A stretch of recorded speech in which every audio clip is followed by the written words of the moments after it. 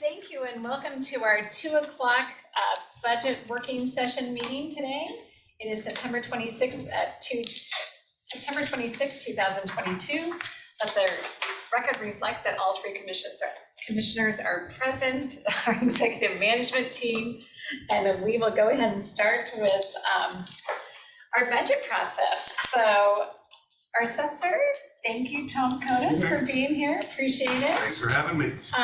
You get to start off. I will. I don't know if, Gary, you want to start with any other comments? Just the generalization that Tom's basic submitted budget is about 4.4 million. His 2022 adopted budget was 4.2 million. And he's asking for a total supplemental request on the FTE side of about 112,000. Is that what a commercial appraiser position comes out to with the benefits? Because that's the part I didn't know with the benefits part. Yeah. This says sales analyst. Yes, and it's in the commercial division. Oh. They need to be, the sales analyst needs to be experienced in commercial so that they could, except now I'm going to change things up on you anyway. So Tessa said it was okay. Somebody else was doing it. I want to start out with the fact that That's in your binder. So just 1 second. So did you have handouts for us? I do. Am I not finding And the it? rest of it should be in the supplemental request binder. Tom should just have the 1 page. And then, oh, he brought I brought additional information. Additional information regarding what we're looking for. Okay. I brought, I don't know who else needs to see them. So I just printed a bunch, but I can have that. Here we go. I did want to start out with telling you that we've just certified the new construction total for this year. And we added $1,582,479,670 in new construction. An increase of just short of 285 million over last year's record. So you're saying we set a new record? We did. Yes. We did. Oh, that's exciting. It is exciting. So what's the number? 1,582,479,670. Last year was one. Last year was 129. And this was with less parcels involved. And we haven't had a chance, I mean, we just certified, I just signed it about an hour ago, to figure out if it was a different mix between residential and commercial, or if it's just the sheer fact that costs have gone up. So there's no cents on that? You rounded that up? Well, I just rounded, yeah. If you want cents, I'll have to go get the, no, we don't do cents. Just kidding. But that's the new construction. That is new construction. No. Pretty proud of my I'm people. Excited to state that at the state of the county. Yes, yes, me too. So again, now back to this position. So far since I've taken over as assessor, number one, I had my chief deputy leave and I didn't fill his position for about 18 months. Had a couple of instances where I really needed someone in the office that was non-union when I wasn't here. So I have moved Joe Hollenbach, my appraisal supervisor, to chief deputy. We have left his position open at this point in time. We're just kind of playing it by ear to see if we can make this work. We did, thankfully, you allowed us to add a second residential supervisor, and that's just starting to pay dividends. But like everyone else in the county, we're having troubles retaining and getting employees. And so we've had to do a lot of training, and it's been a little bit rougher this year than maybe years in the past. So what I had originally hoped for was to come in and ask for a sales analyst position. 13 of the 39 counties in the state have someone in at least a portion for that capacity. And it's something I think ultimately we need. However, it was brought to my attention that if we get a second current use person with the removals and the audits of current use, we can bring into the county's general fund an average of almost $500,000 a year. So to me, that was a lot more important than we would like to have. This is something that right now one person can't do. We've got a little over 12,000 parcels in the current use program. Current use is open space, farm and ag, timberland, those type of things. And they're real heavy audit oriented if we're doing it correctly. as we all can see, you know, these developers are buying up this land and selling off 10-acre plots. Well, that still qualifies for current use, but only if they're actively really farming it. And oftentimes they don't. And so that's where we're seeing quite a bit of them coming out of the program. You come out of the program in the current use program, you pay 7 years of back taxes plus penalties and interest. It's a substantial amount of money. I think it's page 4 in what I handed you out. Has a breakdown. Since 2014, we have added to the general fund $2.8 million. And that's with only 2 of those years having a part-time person helping. I think if we had this extra full-time person, we really could. $500,000 is what you're saying? We could do $500,000. And so, And that would probably only be for 5 or 6 years until we get all the way through all of the audits. And then we would look at probably terminating that position, the second position. because that nets you out with the $112,000 cost, net plus to the bottom line of $387,000, right? And quite frankly, I think I could swing half of that from my current budget. Again, by leaving the appraisal supervisor job open at this point. Maybe as a And it would- vacancy adjustment, we could use for maybe 60,000 or something like Sure. that. So, following up on the comment about $1.5 billion for your state of the county, what do you think it's been? So that doesn't include 22, that's just through the end of 21, right? $1.5 billion? The $1.5 billion is for up till July 30, as the property sat July 31st of this year. Okay, so, so then would you go back and pull out what that number is, going back to January 1 of 2018? So basically the last 4 years, because that's when, 2018 is when Amazon got built. Right. And then all the construction that's happened by then, I would not be surprised in the last 4 years, you couldn't say in the State of the County address, we brought over $5 billion of new construction to this community. I have this current year plus 3 back. And That's right good. there, we're at 4.8. There you go.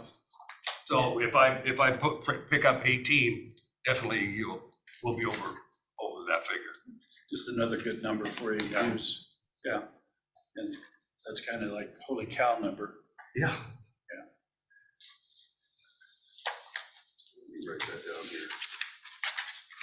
And I didn't, it is just hot off the press, the number. Yes, But it would be interesting to see the residential versus new commercial. I have that as well. So I'm happy to put that in the Sure. slide Okay. to show that. Okay, Because I will send I that. think it just shows that we're continuing to grow, Yeah. that we're continuing to Right. expand, which is why we need to keep doing what we're doing. Yes, and the nice thing is I guarantee you, we picked up 100% of the permits that we had out there for us. We at least looked at them. Okay. Some of them aren't far enough along to add any value. Right. And a number of, we have, I don't even remember what figure they told me. It was like $710 million worth of new construction that was put on like a partial this year. So anything over about 35-40%, depending on the property. So that'll be 100% next year that we'll pick up that difference. So there's no sign of stopping right now. There just really isn't. Kyle could probably fill that in as far as what's going on over there. I mean, they're still busy.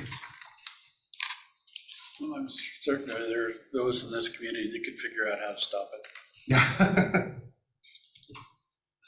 Just saying.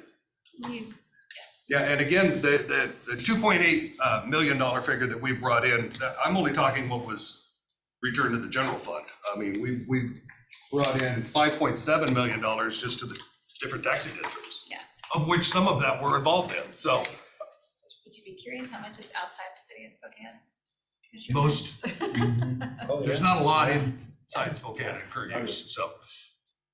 Yeah, I'm sure of that. exactly. So since I don't do this very often, that's all I have prepared, but Tom, could I ask a question? So remind us again how, for property taxes, how it works when you have a current use exemption, it drops the assessed value, is that right? Drops the assessed value of the land, not of the land, improvements. Okay. Which And most of those are larger tracks. when that exemption is removed, Mhm.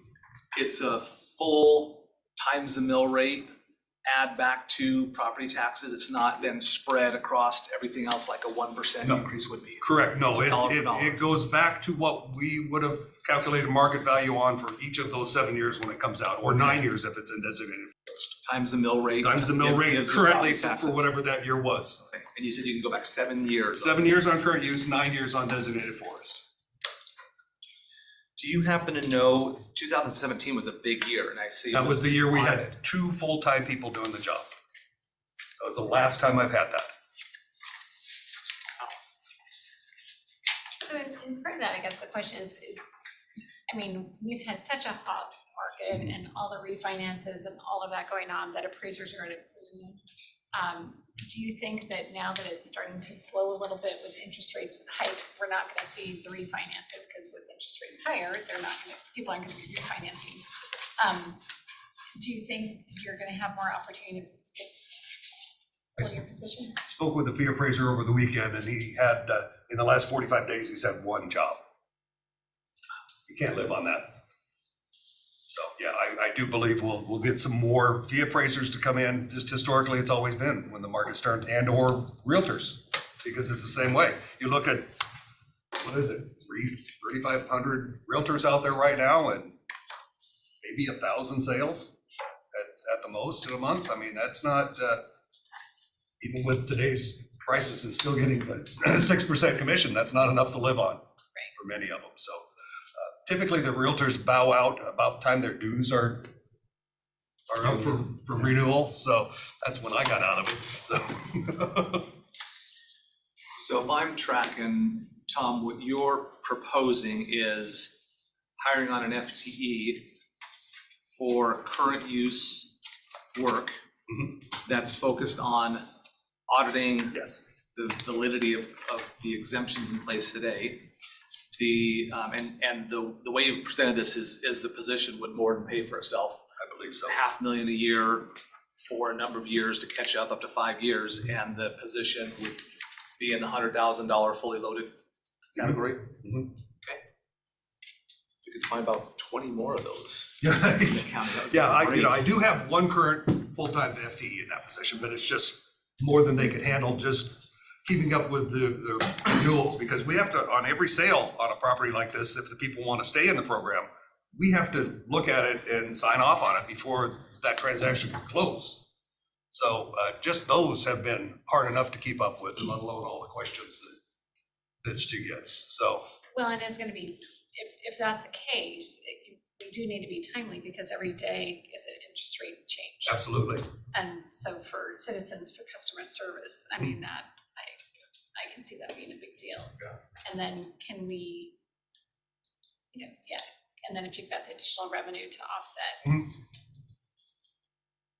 it seems like it'd be a good use of. So when we were talking a couple of days ago, you indicated that appeals are up. Appeals are up. How are you situated for being able to deal with those? Because you got a ton of them. We're working hard. Yeah. We're working hard trying to work ahead right now, because we stopped new construction and we won't start doing our inspections again until the latter part of October. So right now they're contacting the appellants first. Is it just something simple that we can settle this thing? Because historically, we've settled about 70% of the appeals before they've ever gone to a hearing. So it's, the ones that go to a hearing are very small part. And so for those that want to file an appeal, there's no cost to file an appeal. Correct.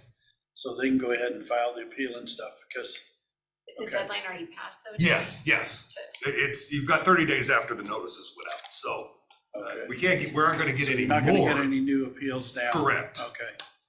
All right. But, we've averaged about 700 to 900, and then we have about 3,000 this year. So it's just a staggering task. And we've tried to automate the process over there a little bit more. IT's been great trying to help us out with some different types of automation where we can put in a parcel number, push a button, and fill in a lot of the fields before that we had to do manually. So a question was asked of me over the weekend, I'm sorry, is that all right? Question was asked of me over the weekend, with the value of homes now starting to come back into alignment or dropping or whatever you want to say, when will that be reflected in their assessments, or will it be reflected in their assessments? Has the assessment ever dropped? Yes, Okay, 2009. okay. You're right, that market crashed. Yep. so And there the was- problem with that was it started crashing in 2007. But we were at about an 80% ratio at that point in time, where right now we're at a 95%. We are prepared for if this market turns, Yeah, we're gonna be able to react to it quick. okay. And that's been really stressed to the staff, that we are ready to do that. So which means then you're able to reassess 95%, is that what you're saying? We're supposed to be 100.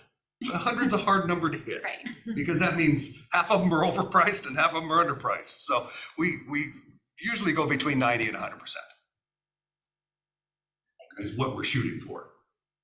And when you're saying that number, you mean of market value? I mean, of the sale prices, our assessment is at Usually reflects 95%. 95%. Pretty darn good in this market when the values were changing almost on a daily basis on us. Right.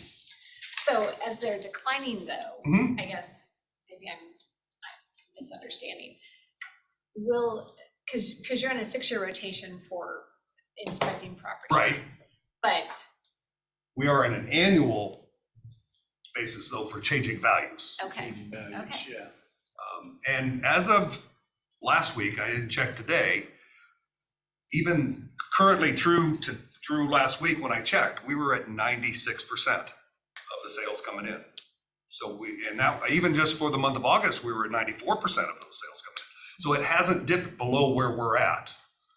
But believe me, we're watching it really closely, because there's nothing tougher than trying to explain to someone when all the news is saying your market's dropping and you're still going up in value.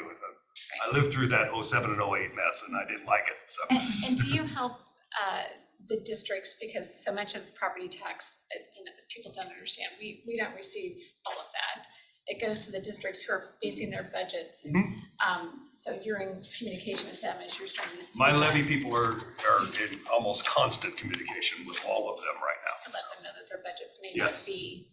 And That's that, what we they also needed to do that because we came up with that property tax estimator. And so we had to get an idea from them what they were going to do to make that be a realistic number when it came out. You had a lot of good feedback on that. Tons.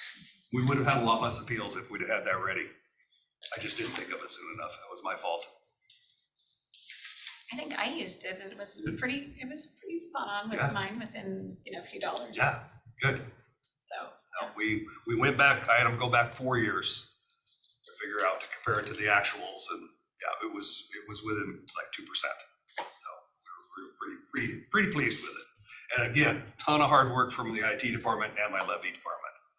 Just, I asked them to do it, and 2 weeks later, it was up and running. So it was pretty amazing. that's awesome. Yeah. And I think it's helpful too with home sales and all of that, so that they actually have a realistic Yeah. expectation, Yes, exactly. so. As people that just bought houses that have to figure out what their taxes are gonna be, right? Yeah, not a fun process. No. But your tool did make it much more easy for me to understand.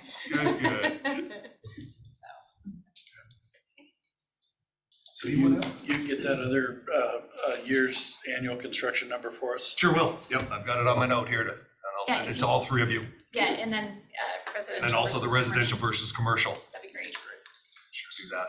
So you said you were, you not including the fifth year, you thought you were about 4.8, and so with that fifth year was bouncing around? I think it was about 800 million, if I remember So- rightly. So maybe about 5.6 for the last. Probably somewhere right in there. Okay. Yeah, that's easy. I'll get that to you within the hour. Great, That'd be great. thanks. Thank you. Okay? So Tom, just quick summarize, what you're proposing then is to change the sales analyst, not hire that, but Correct. hire the current use. Correct. Got it. Okay. Again, this was a revelation that came to me over the weekend. That's great. A lot of us Awesome, had those. awesome find. It's crazy, but I think it's a good thing. I think it's a good thing for everybody. it will relieve some of the stress over in my office more than a sales analyst would. Okay, thank you all for your time. Thank you. Appreciate it. Thanks for the good news. You bet. Great, that's gonna be hard to follow. Tori, how much money are you gonna find for the county here? Some more back, probably. Sorry, I don't mean to just dive right in. You're good. Break or? No, you're Do you want me to great. start? We just need to charge through today, so we'll have you go ahead and get started. All right. Do you have a? Got it. Oh, that's a long way. Okay, well, for starters, I'm not gonna ask for any positions or any new money for salaries, but our building is old and falling down, so I do have a fair amount of capital requests. This is just a reminder here that we have other funding. We have a good chunk of state funding as well. It comes largely for our probation department, part of our dependency department, and all of our Becca Bill, which is our truants and at-risk kids, as well as a grant from DCYF. It's actually a pretty great partnership in the community for housing of our CSEC youth, which is child sex trafficking, for instead of detention when they're at risk to themselves or at risk for being victimized, they have a placement at St. Margaret's. So it's a bed there where then they get wraparound services. So we also get some funding for that. So my first request, and this is not the first time you see me here requesting this, but it is for our lobby remodel. And again, some of this was highlighted when we had our risk management safety assessment. Those two bathrooms on the right there, we have had people come in a wheelchair and they're not wheelchair accessible. I thought we I thought we paid for a did this. remodel, cause you kept coming in and the price kept going up and up and up That with was CARES our- money. Yeah, that was our intake. This is the whole building. That was the intake to our detention center. We got CARES Act. I thought we funded your main level.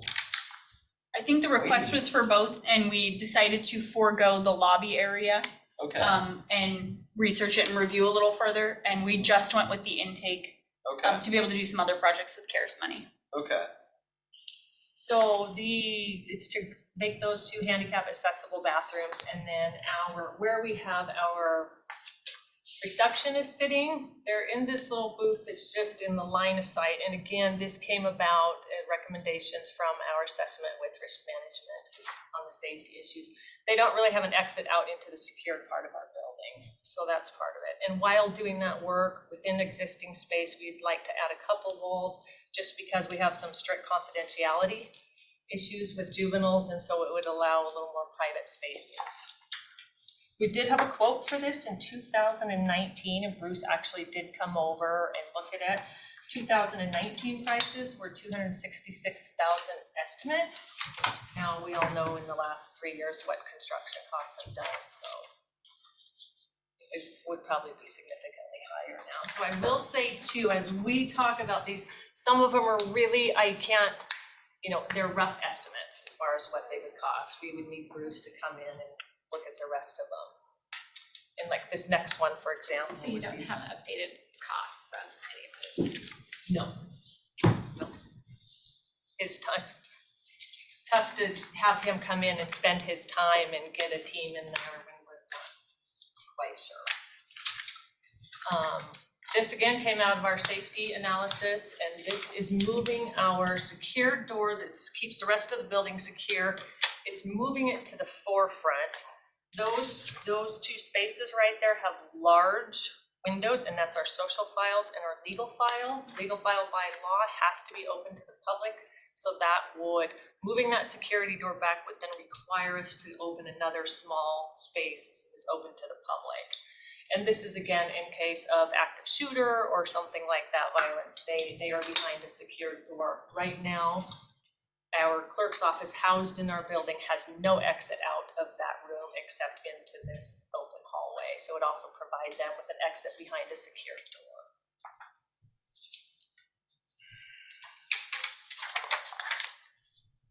And this is your intake area, is that right? No, Sorry. this is the main part of our building. The intake that we talked about earlier is in our detention center, which is Okay. attached to our building. So this is, the lobby remodel is your front entry, and this security door is where in relation? Just sits on the north side of that. You go Okay. through one door and you enter into these hallways here. And is that door secure to get into that next area? No. This is our secure door, right? The one you see down the end of this hallway. And Tori, are these requests in priority order? Yes.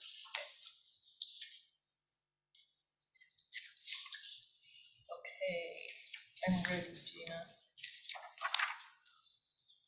This is actually a much larger request than our, Tessa knows, she came and saw this bathroom, and you cannot not laugh when you see this bathroom. This is now inside of our detention center. And I wasn't even aware of this. I've been 31 years at the court and had never seen that bathroom because I was not a corrections officer. So I'm, touring around, looking at what do we need, and you can't, so we took a picture with one of our guys getting in there. The door itself is 27 and a half inches, wide, not even standard. And to open that, it's 33 inches between the door to the wall. So we have, our corrections officers that go in there and they have their duty belts on, and I have to go in there, stand against the wall, close the door, and that's the only bathroom within the confined facility on that floor. So now with our staffing levels, it's hard to let people go out to other floors and use other bathrooms. But this is just embarrassing for your staff, quite frankly. I think staff definitely deserve better than that. So going big, what I'd like to do is, first of all, get that, it's right outside the kitchen, right off the kitchen. A pocket door would fix the problem. Or just take the door off altogether. No, Like hard to even wash your hands kidding. against it. Well, a pocket door, you know what a pocket door is? Yeah, don't you? and you could shim still is a inside tiny it space. and sit down. It's a- 27 and a half inches wide. That big. It looks like it's barely enough room to change your mind in. So and we also have some staff that do change clothes in here. So here's what I would like to do, get rid of that bathroom, move it to another side of this hallway, which shrink up our kitchen. But it would be nice to have a bathroom for our female staff and our male staff, because when they come in and change or try to change, they're in the break room, which are two entrances to people to get in. And so there's no privacy there. So I would like to create a corrections officer, female corrections officer, and then a male corrections officer bathroom. And that it will then shrink up our kitchen a little bit. That's okay. Do you have the room in the kitchen to take the space from? Yes, yeah. Long-term, another plan that I would like to do is update our kitchen. And to thank you, we did get a new stove in there, which is a very expensive stove, but the old one was, I think, 25, 30 years old. And I don't know that any of us are using a 25 or 30-year-old stove. So it's beautiful, so our intent is to increase our programming with our kids to teach them cooking classes. We've already started that, actually, more life skill stuff. Is there a basement underneath this area? Yes. Okay. Yeah. It's You where get our access to old plumbing. detention center, our old detention center used to be. Again, now, Bruce did just come over for this one, so he's starting on a plan and a cost for this.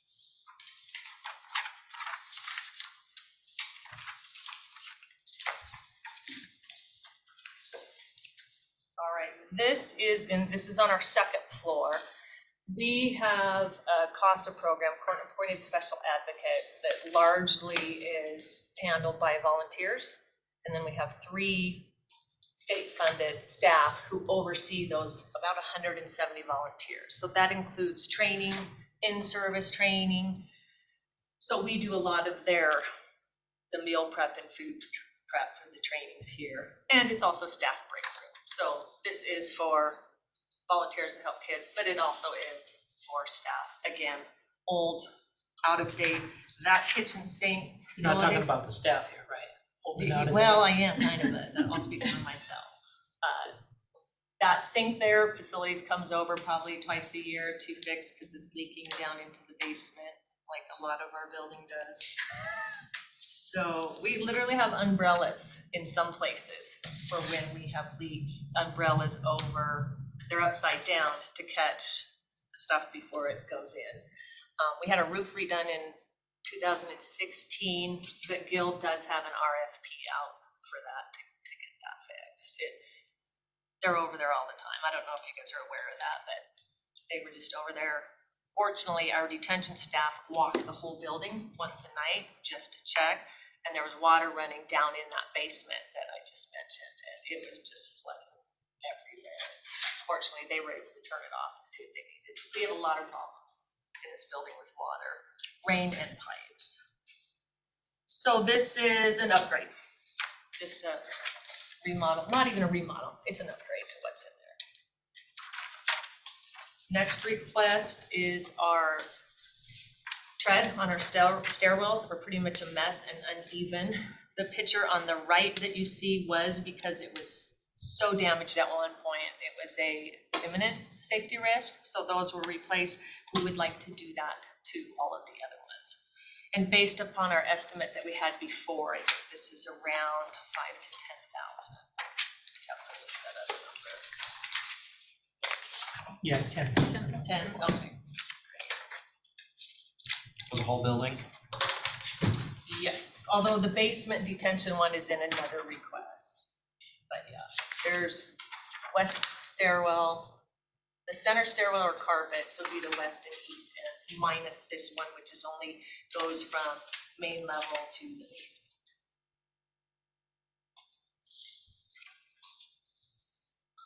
All right. Request 6 is this, the picture that I put on is the one in the middle. You can see that new caulking there and then the screws. This bathroom sink was falling off the wall and that's how it was fixed. So a little bit of a safety issue there. So again, this is what all of our bathrooms look like, old and outdated. So again, You don't like the color scheme? I feel like it's coming. it is coming back, Commissioner. It is, so. Or guess white we- shoes, but I'm not Retro. So we would survive without this, although I do think this whole unit needs to be replaced and fixed. This fix is temporary. And this is on our second floor outside of our conference room. So as we continue to bring people back in the building, the use to this increases and has increased. And then again, we have one ADA compliant bathroom and it's in our basement. And you have to take the old original elevator that has the sliding metal gates and you have to have a key to it to get down there. So we're hoping to get some ADA compliant bathrooms on each floor. It's pretty embarrassing when we have somebody in a wheelchair in our building to try to get them to a bathroom. And this restroom here, is this an employee use or is this open to the public? This is what, because it's outside of our conference room where we have a lot of public. That one is both.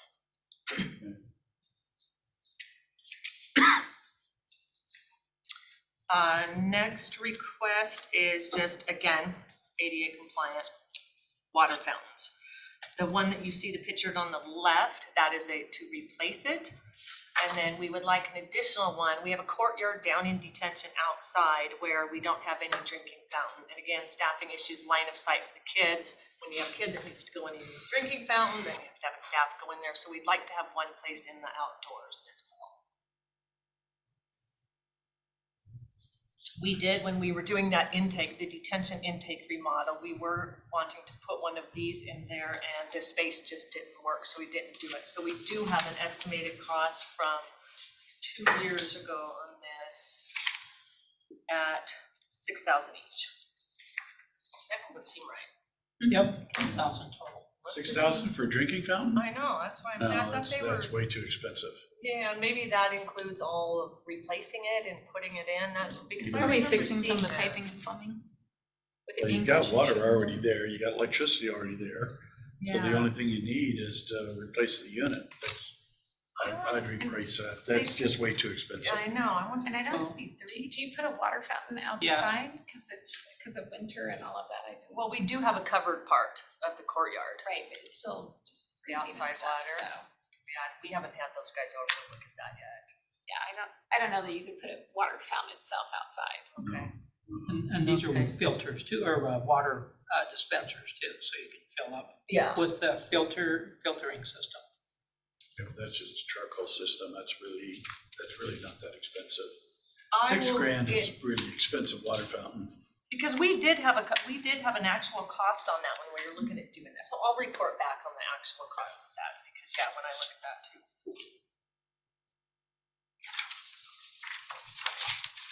And did you say the picture on the left is what is currently there? On the second Currently? floor, Okay, yeah, okay. so we wanted to But what add you want is the ones in the right, sort of the ad. we would like to replace the one on the left with the ADA drinking fountain, and then add one downstairs, which may not work. For just a quick Google search, I think that, they look like they're about 1,500 each Okay. for the combo kind of. Okay, So I don't know if there's extra that was built into that cost, but okay. Well, that came out of from my detention folks when they worked on the other one, so.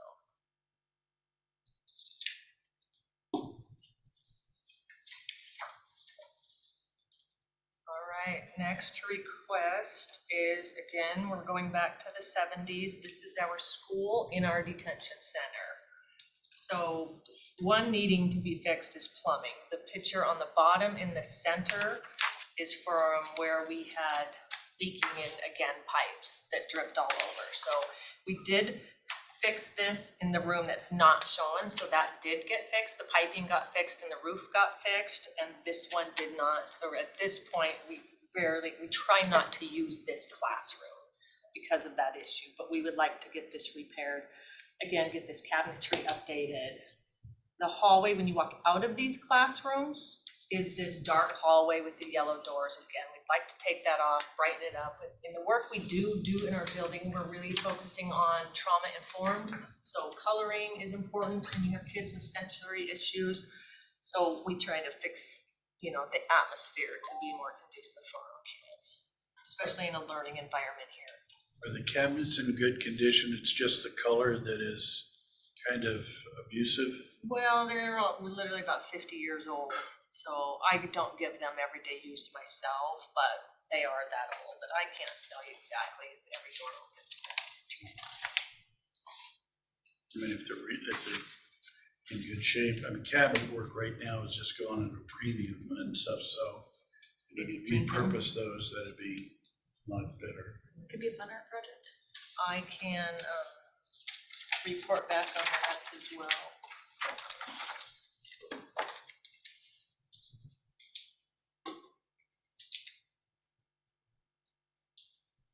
And then again, you see the stairwell there, that was not included in the other one, we'd like to get that redone as well. The treads. And then fix that plumbing issue up in the ceiling, like was fixed in the other classroom. So is that, so Gil's not taking care of that? The plumbing issue? I mean, I would think that that's. No, they did fix one in our kitchen, we had it in the kitchen, and it took, those guys are so busy, it took them a long time to come and fix the kitchen and fix the ceiling, and then it was a temporary patch job, because eventually the roof's gonna get redone, or they thought it's just gonna keep leaking, so they didn't wanna fix a permanent patch in the ceiling, so, But they fixed plumbing issues. in the right? other classroom, Yeah. yes, Okay. But not in this one. this one, they didn't redo this one. You're And you can talking. tell it has leaked in the past, and that's why the ceiling's all messy. But the last one leaked last. This one has not leaked in a while since this damage was done. So It's still old one. you're identifying plumbing that needs to be completely updated throughout the base of the building. It's old cast iron or something that's I can only speak to this spot that I'm aware of. It's been an issue in the past. I can't speak to the entire area. okay.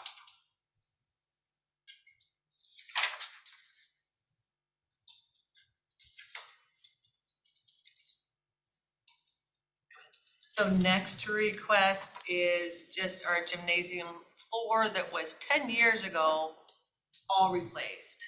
And so this is just not to replace it, it's just to resurface it, clean up the lines, fix some of the, holes that have been put on there for 10 years of use. This is our rec area for our kids in the basement of the detention center, right next to the outside courtyard.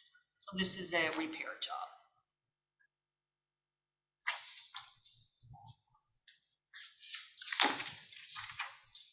So like I said, all of it is building maintenance. We give a significant amount, sorry, do you have a question? No. Okay. Significant amount of salary money back last year. I hold positions open after they're vacant, especially if it's a supervisor position. It's a good time to do an analysis, and we do make some changes. For example, right now, we're having shortages in detention. It's hard to hire, like everybody else. We cannot find people, we have people leaving. And so when we have another area in the building that is, numbers are lower, we'll take staff from that area. Like we have staff, go through HR and the union working down. So we'll have probation counselors working in detention right now to cover some of those shifts. So we did end up getting a chunk of salary back, and we'll probably do that again this year. I have 2 management positions open that I'm getting ready to open next week. And then I'll probably be able to give 1 back. By January, I'll probably be able to just get 1 back. There's some others I have open that I'm hoping that to keep open for a little bit longer. There's so many changes in the juvenile, and legislation has a lot to do with it. So depending on what happens, legislation could change things drastically. And Tori, your 23 submitted preliminary budget, you didn't have any supplementals in that, is less than your 2022 adopted budget. Right now, you're standing at 7.43 million, and last year was 7.431. So even with escalating costs, your budget is lower than last year. Yeah. But your projected actuals for the current year, you're $400,000 over budget. Why is that if you have a bunch of vacant positions?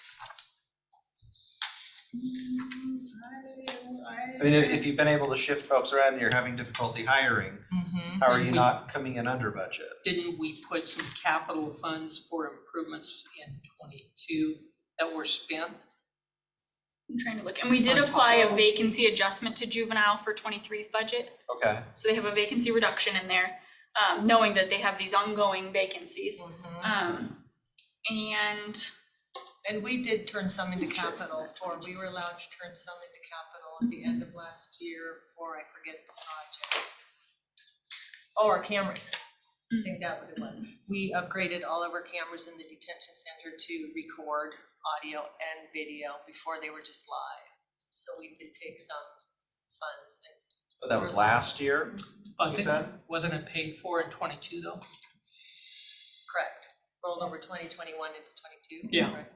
Okay. Was that a 400,000? So it wasn't in the adopted. Okay. So yeah, it was, they had a couple of POs going, a copier purchase,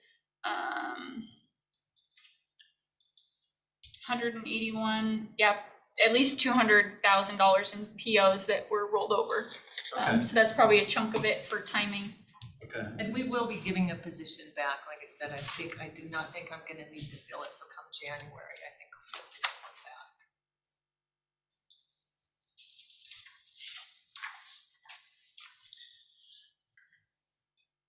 Do you know, Tori, on your revenues, there has been an amount for, it says IG services, juvenile services, DSHS.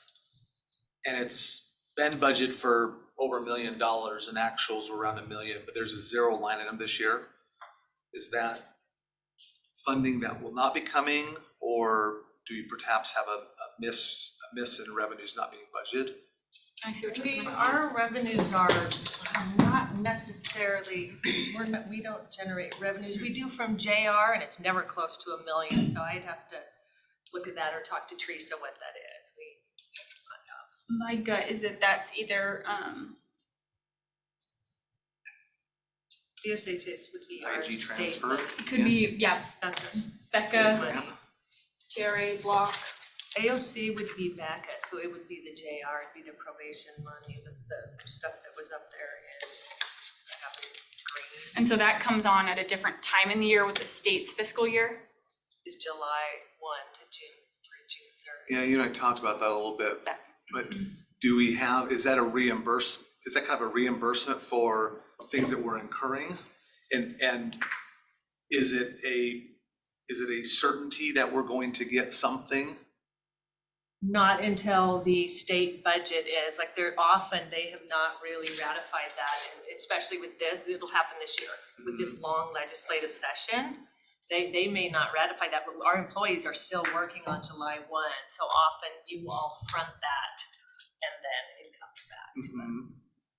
And if it doesn't, then we take that cut and now have to, it's a compounded cut, now we have to take a greater cut because those positions have been funded. So when the grant comes in mid-year, like then in order to budget for it for the 6 months of the current year and then 6 months of the forward year, you have to go through and elevate your expenses to be able to then have the ability to reimburse against it. And so your revenue and your reimbursement goes up at the same rate, but straddles 2 different years. And so as the budget or the grant amounts fluctuate, I don't know how wildly they fluctuate, that could have a bearing on your comparison between total expenditures in a given year versus what you're looking at for estimated actuals to finish the year. Your rate of spending for reimbursement might play into that too. In a very with a large department with complex grants, that's a problem for comparison purposes. And what we'd like to do is start looking at and peeling off grants in a different way, and so that we look at the true operational costs of a department, and then look at folding into the grants as a separate component, so you can analyze the controllability of those variable costs by each of the departments, separate and apart from whatever they are expecting to receive from grants.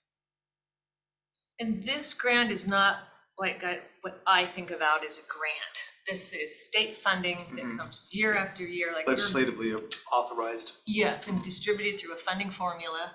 So it's the only way it gets cut if the state comes in and cuts money to JR, and then that cut then comes through the funding formula. So in Yeah, it's a block grant too. yeah, and we're in the first year of the biennium, so this won't happen until 23-24. And that pays for services that we are providing here at the county from the state legislature. Yes. So is it fair to say that we budget for our expenses that we're incurring for those services? No. Nope, Or not? correct. We establish the budget when we receive a revenue amount.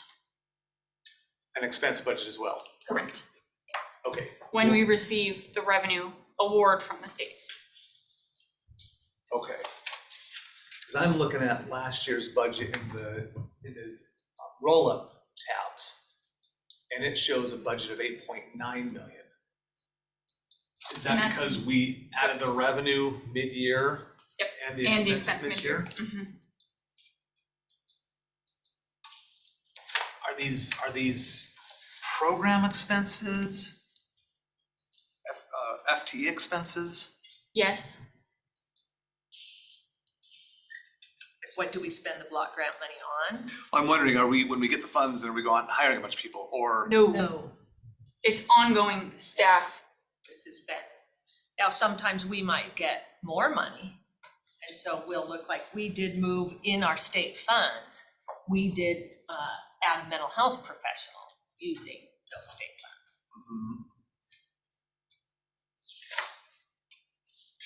I'll take my question offline. And yeah, juvenile's complex, because they do leverage a lot of grant and state contract funding. Yeah. But I guess my It has my odd question timing. is around, is it reimbursing for People Nothing services that's we're already provided. paid for in the general fund, no.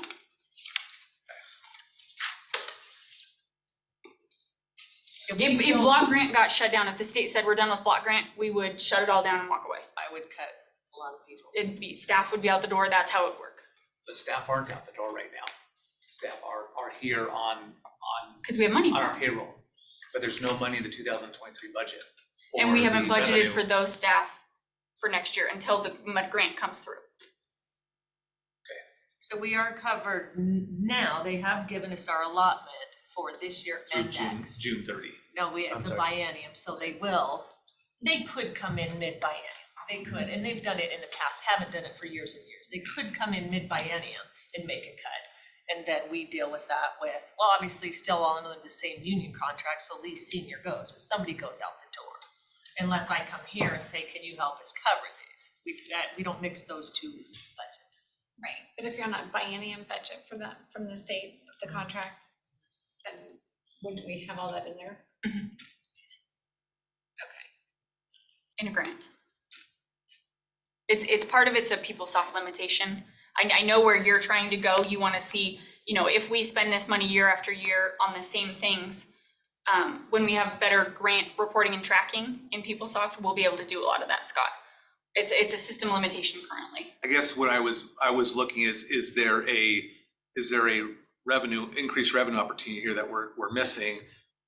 And we've already budgeted for the expenses. You're saying, no, we haven't budgeted for the expenses or the revenue, so it's a net neutral impact. We do it mid-year once we know The award and what the state will bless in case they change the programming.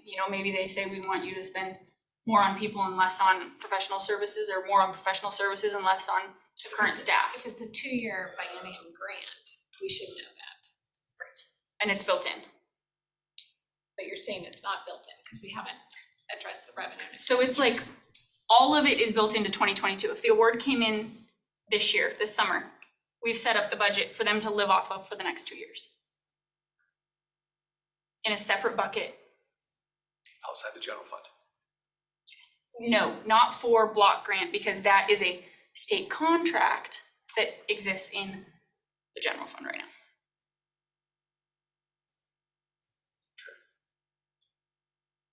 Grants has required us to handle this one differently in the general fund because it's not a state grant, it's a state contract for block funds. We set it up, but in a separate and segregated department ID, so it can be tracked within itself. So nothing that's inappropriate is spent there. And when its life cycle is done for that funding source, it shuts off and goes away. And when they award it, do they award it all at one time? And then we essentially just put it in that account, so to speak, and so whatever's not used by the end of 2022, let's say it gets rolled forward into 2023 for utilization? In the continuing appropriations column of our adopted budget. That's what that happens.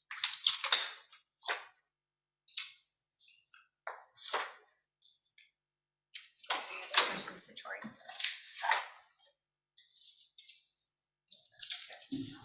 Thank you very much for presenting. Yeah, thanks for having me. Hope you guys have a good afternoon. Thank you. So what was the total dollar amount on your request? That would, yeah, all I have is just the estimates, because we have not had the folks over to give us the. $250,000. For all of that? For all of No, No, it's a lot more. it's 1.5 million. Yeah. For 23, right? Oh, okay, yeah, Just for because we did 23. this, Is 252,000. knowing that we can't get this all done Well, in this a is year. really This part was of your spread out. six-year Yeah, capital it plan. really is all within the next two, I think it it might all be through 2024. We spread it out through 2024, I don't think I even have 25 in there, no. It's between 23 and 24. Thank you. So I think for me to make a decision, I need to know what realistic numbers are. Okay. And then if that's the case, what your plan is, so how much is actually 23 versus 24 versus, and again, what the priorities are. If you've been part of it, what's the main priority? Okay, So if you could prioritize those, that would be great. right, so we'll get Bruce to do And then a lot of that. We do have to have real estimates, because I can't go off of 2019 numbers. Yeah, oh, yeah, There's an obviously. estimate and stuff, so. I hesitate, my concern with there is then it costs for design people to come in too, so I always try to see, what are my chances before I go spend that money? Yeah, well, we pay Bruce regardless of whether he's working on this or not. He's gone outside, maybe I have this wrong, he's gone outside for some design work. Seriously, But this is pretty straightforward stuff. Yeah. I'm Yeah. surprised. I mean, I would think he'd be able to get a pretty good estimate based on Yeah. what else has been happening in the county, Yeah. just to know. okay, and other So- than, Commissioner, other than the kitchen in the detention center and the whole bathroom issue, we haven't had him over, other than in years past to look at the lobby.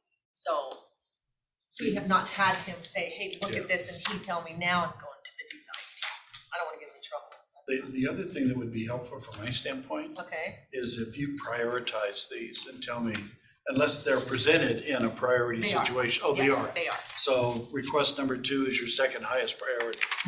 Although Okay. I really would, if you would allow me to change that now, I would put 3 in front of 2. That detention issue and that Yeah, bathroom no, issue, I I mean, would turn it. It's your request.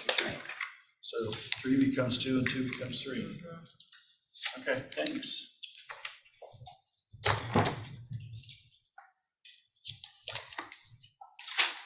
All right, thank you. Thank you. guys. Next, and Ashley. It's me. So I have this slide in front of all you, or a deck in front of all of you guys. 2023 supplemental budget ask. I'm gonna try and get through as quickly as possible 3 departments. So we'll talk today about the Human Resources Department, the Public Records Department, and the Civil Service Department. So jumping straight in, we will start with Human Resources Department. So I'll start with the headcount asks first. So Do you have a presentation? the one that's green on top for you. Thank you. Yes. So currently, we have 1 benefits administrator for the entire county. That person is responsible for overseeing every benefits, leave management, leave balancing program that we have here at the county. They currently sit in the general fund, and I had an aha moment last Thursday with the senior leadership team that they probably could actually be paid out of our funds 506 and 508, which are medical and dental funds, similar to what other departments do, like risk, where some of our headcount is funded, like security, out of some of our other risk funds. So as I looked at this over the weekend and kind of thought more about it, I'm actually proposing that we move our current headcount, Jamie Burchett, from general fund to our funds 506 and 508, so that'll be a general fund savings. And then I'm additionally asking for 1 more headcount for our benefits team, and that will be a program coordinator. That coordinator fully loaded, we're looking at about 98.5. Right now, if we make that move and we put both of those positions into funds 506 and 508, it's a $203,000 impact to those funds, which we can definitely absorb. On the next slide, I just kind of talked through some of the stuff that our current employee is doing. So Jamie currently manages all of our self-funded benefit plans. We do have a third-party contractor, Julie Tanani, who does kind of some base wellness for us, but that is the extent of our current wellness program. Jamie manages all of our leave administration, so all FMLA, Washington Family Medical Leave Act, she fully manages that. She also is fully responsible for all plan enrollments and administration of all of our new hires, any changes, anything open enrollment. And then she also manages all of our other leave administrations like PTO cash outs, leave donation programs, all of that filters through her desk. In addition to that, she's responsible for all things policy and procedure related as things change at state and national levels as for our benefits. She's our go-between between our third-party vendors. So she's got a really full plate, and she's really doing a lot of base work and does not leave her time to do the deep dive work that I would like for her to do, to start really analyzing our plans and determine what do we need now in the future and how do we start finding cost savings in our plans. So by bringing on a program coordinator, currently 50% of our benefits administrator job right now is just managing leave. I mentioned it a couple days ago, but the Washington Paid Family Medical Leave Act completely flipped a lot of businesses upside down in the amount of administration that we're doing with leave. She's also then having to couple in ADA, leave management and accommodations as well. So by adding a program coordinator, we would fully shift that work from Jamie's desk to the program coordinator, and they would have 50% of their work just managing leaves at the county. The additional things that would shift to the program coordinator are working more closely with our departments for tracking, certifying, and recertifying leaves. Right now, if the doctor tells us that someone is allowed to be on leave of absence for, let's say, 6 months, we basically take that and do not do any sort of recertification partially through. That is definitely not a best practice. We should be reaching out to the physicians as our employees are moving through whatever they have as an event for leave, and continuing to certify that an employee should continue to be on leave. Intermittent leaves, is it truly still a need? From a Disability Act, do we really still need to be continuing to make similar accommodations? Right now, we don't have the staff to check that, so this person would also be tasked with doing all of that and working with the departments more proactively to get people back to work into their positions and get us staffed appropriately. We also had the Healthcare Transparency Act recently updated in July of 2022, and Commissioner French, you and I spent a little bit of time with an outside group that's done some really cool stuff looking at different options that we've not ever had full line of sight to before with our providers and what they charge us as a self-funded plan. And so by freeing up some of Jamie's time, she will be tasked with really doing deep dive analyzing what our providers, meaning the doctors, are charging us for the services that we're utilizing, and looking for anomalies where maybe one physician charges $100 for a visit and another charges $600 for the same service. And then start working with our carriers to narrow down what physicians we should have in our network, or what contracts need to be renegotiated with those physicians to ensure that we are paying reasonable prices for services. So right now we're doing none of that. We don't have the capacity to do that in-house right now, so it would allow us to look for that in the future.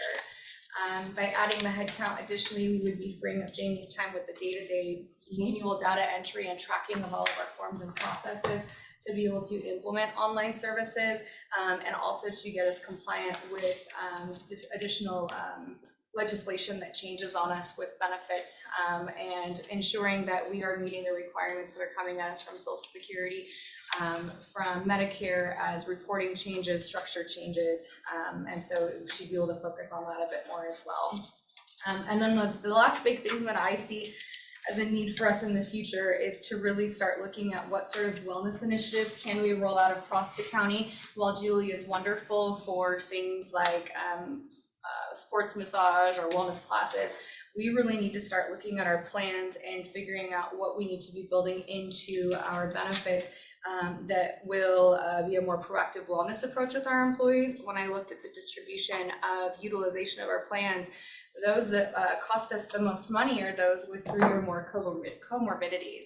And right now we have no plans in place that require them to go through like certain annual physicals if you're a diabetic, or if you are obese and have a heart condition, there's no review of physical annual requirements on your medications, and are things impacting one another. So by adding a head count, that again, it just frees up Jamie to do some of this much larger work that can impact us on the back end on a cost savings as we look at medical costs that continue to increase, that I think we have some opportunity to not see impact us so strongly if we were to able to really wrap our arms around our plans, our options, and what we're providing. So I know it's an ask, but it's something that long-term, I can't tell you what I think the savings will look like, but some of the counties that we were presenting are saving millions of dollars a year by really starting to tighten what their benefit programs look like, what providers they're partnering with, and what services that they're offering. So I would love to see us go in that direction as we look at retaining employees in the future, still providing good benefits, but in a way that's going to help the county not have to continue to pay more on those programs. So that's my pitch for the benefits program specialist. Mr. French, question. So I'm going from memory, but the consultant that we talked to with regard to looking at our medical expenses and stuff, actually that was a a recommendation that came to me through Jeremy Deutsch. And it's one of his clients and stuff. And so he was saying, hey, these people have done this for other counties.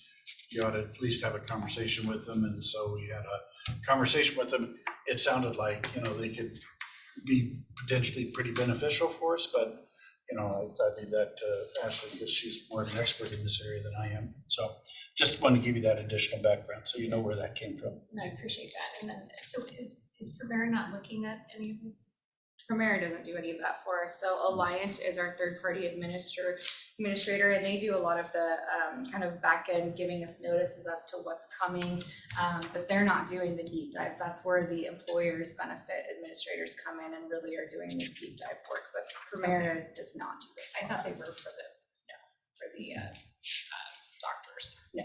So they negotiate the rates, but with the Transparency Act, this was the whole reason why they've been rolling this out further and further, is employers didn't really know what rates Premier was negotiating or Kaiser was negotiating. And so some doctors might be getting a killer deal and others not so much, right? And so with the Transparency Act, we finally have line of sight to really see what has Premier negotiated and are we comfortable with what they've negotiated? And if not, we now have the opportunity to go back and say, this doesn't look right and we need you to go sharpen that pencil, so to speak, or potentially we'll need to be looking at changing our network options so that we can ensure that our employees still have great coverage, but we're doing so at a place that is sustainable long-term. Yeah, and then they also look at some of the rates that are being charged, to our individual employee packages in terms of what they're having to pay for and whether they're justified or not, and so when I get a bill and it says, well, you had a maternity test, and I go, no, I didn't. That's what these guys do, is they look at those and say, these charges are legitimate and these charges aren't. And then they go to try and recover that money. Yeah, so we're really at top level, but I don't even have a person on my team right now that can work with that group, right? That would really be me stepping in to do that work, and I don't have that capacity. So by adding a program coordinator, it frees Jamie up to truly do higher level benefit work that we need somebody to be doing if we're going to continue to be able to sustain ourselves in the future.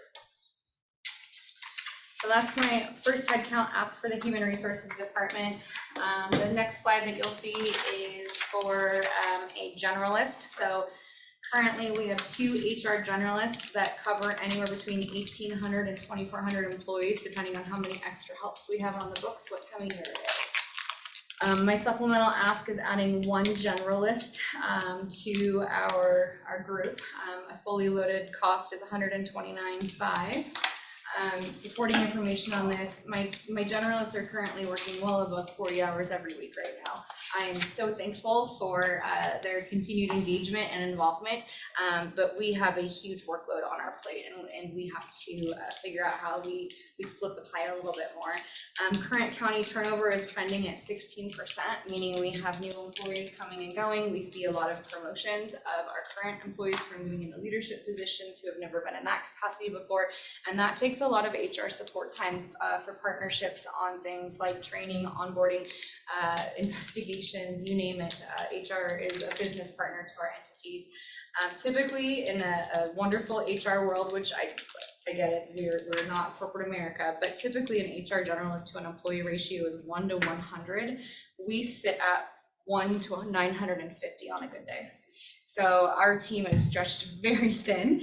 And additionally, we have far more bargaining contracts than most entities have as well. So my generalists are working with 14 to 20 contracts, depending upon if you're looking at just the agreement or supplementals as well. So it's a lot of time that they spend. We are utilized by all departments for everything from training, development, hiring. We're looking at organizational and staffing assignments regularly with our departments now. We do the employee investigations when they come through our office for anything related to discrimination, harassment, retaliation. And as you guys know, lawsuits seem to be up nowadays. And so we get tagged into those quite a bit. They do all of our communication facilitation trainings right now, coaching, performance management and accountability, labor support. They also do all of our policy reviews and updates, employment law interpretation. Every time we get a new law change on us, they're the ones that are responsible for digging into that and understanding it. And then they also do all of our ADA review and administration, interview support. They're busy. And so they are wonderful, and I'm so thankful for them. But with the amount of ask that we get and partnerships that we are really trying to build with our departments to provide a positive culture and be an employer of choice, HR staff needs to be there to help support that. So if you look at the next slide, we'll go for one more position ask, and then I'll give you the actual budget because it doesn't look quite as bad as what it sounds like. The last headcount ask that I'm asking for a continuation of, so this is not an ad, it continues just into the future, is a project-based extra help position. We have had it this year, but budget let me know that I should ask for it again next year, but it is neutral to our current budget this year. We are in the process and have been of digitizing all employee files in the HR office. That's all active, terminated, I-9s, all of our employee files. So we continue to need a person at an average of 30 hours per week that does all of the scanning. And then the thing that takes us a lot longer is we have to look at every single page that gets scanned and verify that it came through appropriately, and then classify it into the correct folder, so to speak. So HR has very specific rules as to how employee documents can be stored, and they can't just all live in one house. They have to be stored in different sections. So if it's benefits, it has to be cataloged into its own folder. If it's an employee performance, it has its own folder. If it's compensation, it has its own folder. So it's a very administrative process. And I think we have about another year ahead of us until we finally get through that. We also have had other departments start coming to us that have been maintaining their own personnel files, saying, I don't think we should be. And I said, you're right, you shouldn't. Legally, you should not have those files in your department. And so building and planning was our first pilot department that brought their employee files over to us, and we scanned and indexed those for them as well. So we plan on continuing into that into 2023. So next slide, at the end of the day, my actual ask on funding from the general fund is actually only $24,836. By moving the benefit positions into the funds 506 and 508, that's a general fund savings. And so when we look at the impact of the general list with those savings, the actual net increase is right around that 25K mark. Additionally, that one extra help position is already in my budget, but I would ask that it continues to be so in the future. We do have extremely healthy fund balances in the 506 and 508 right now. We are probably, my estimations at the end of the year are sitting at 12 months of reserves. So a pickup of $203,000 is a drop in the bucket, and I'm not concerned about funding it out of those positions out of that fund now or in the future based on our trends, especially as we look toward using that position to find money back for the county. So that's my human resources positions. So before you go, yeah. so on those funds, don't we have an actuary, we have someone review those funds to make sure that those reserves are where they're at?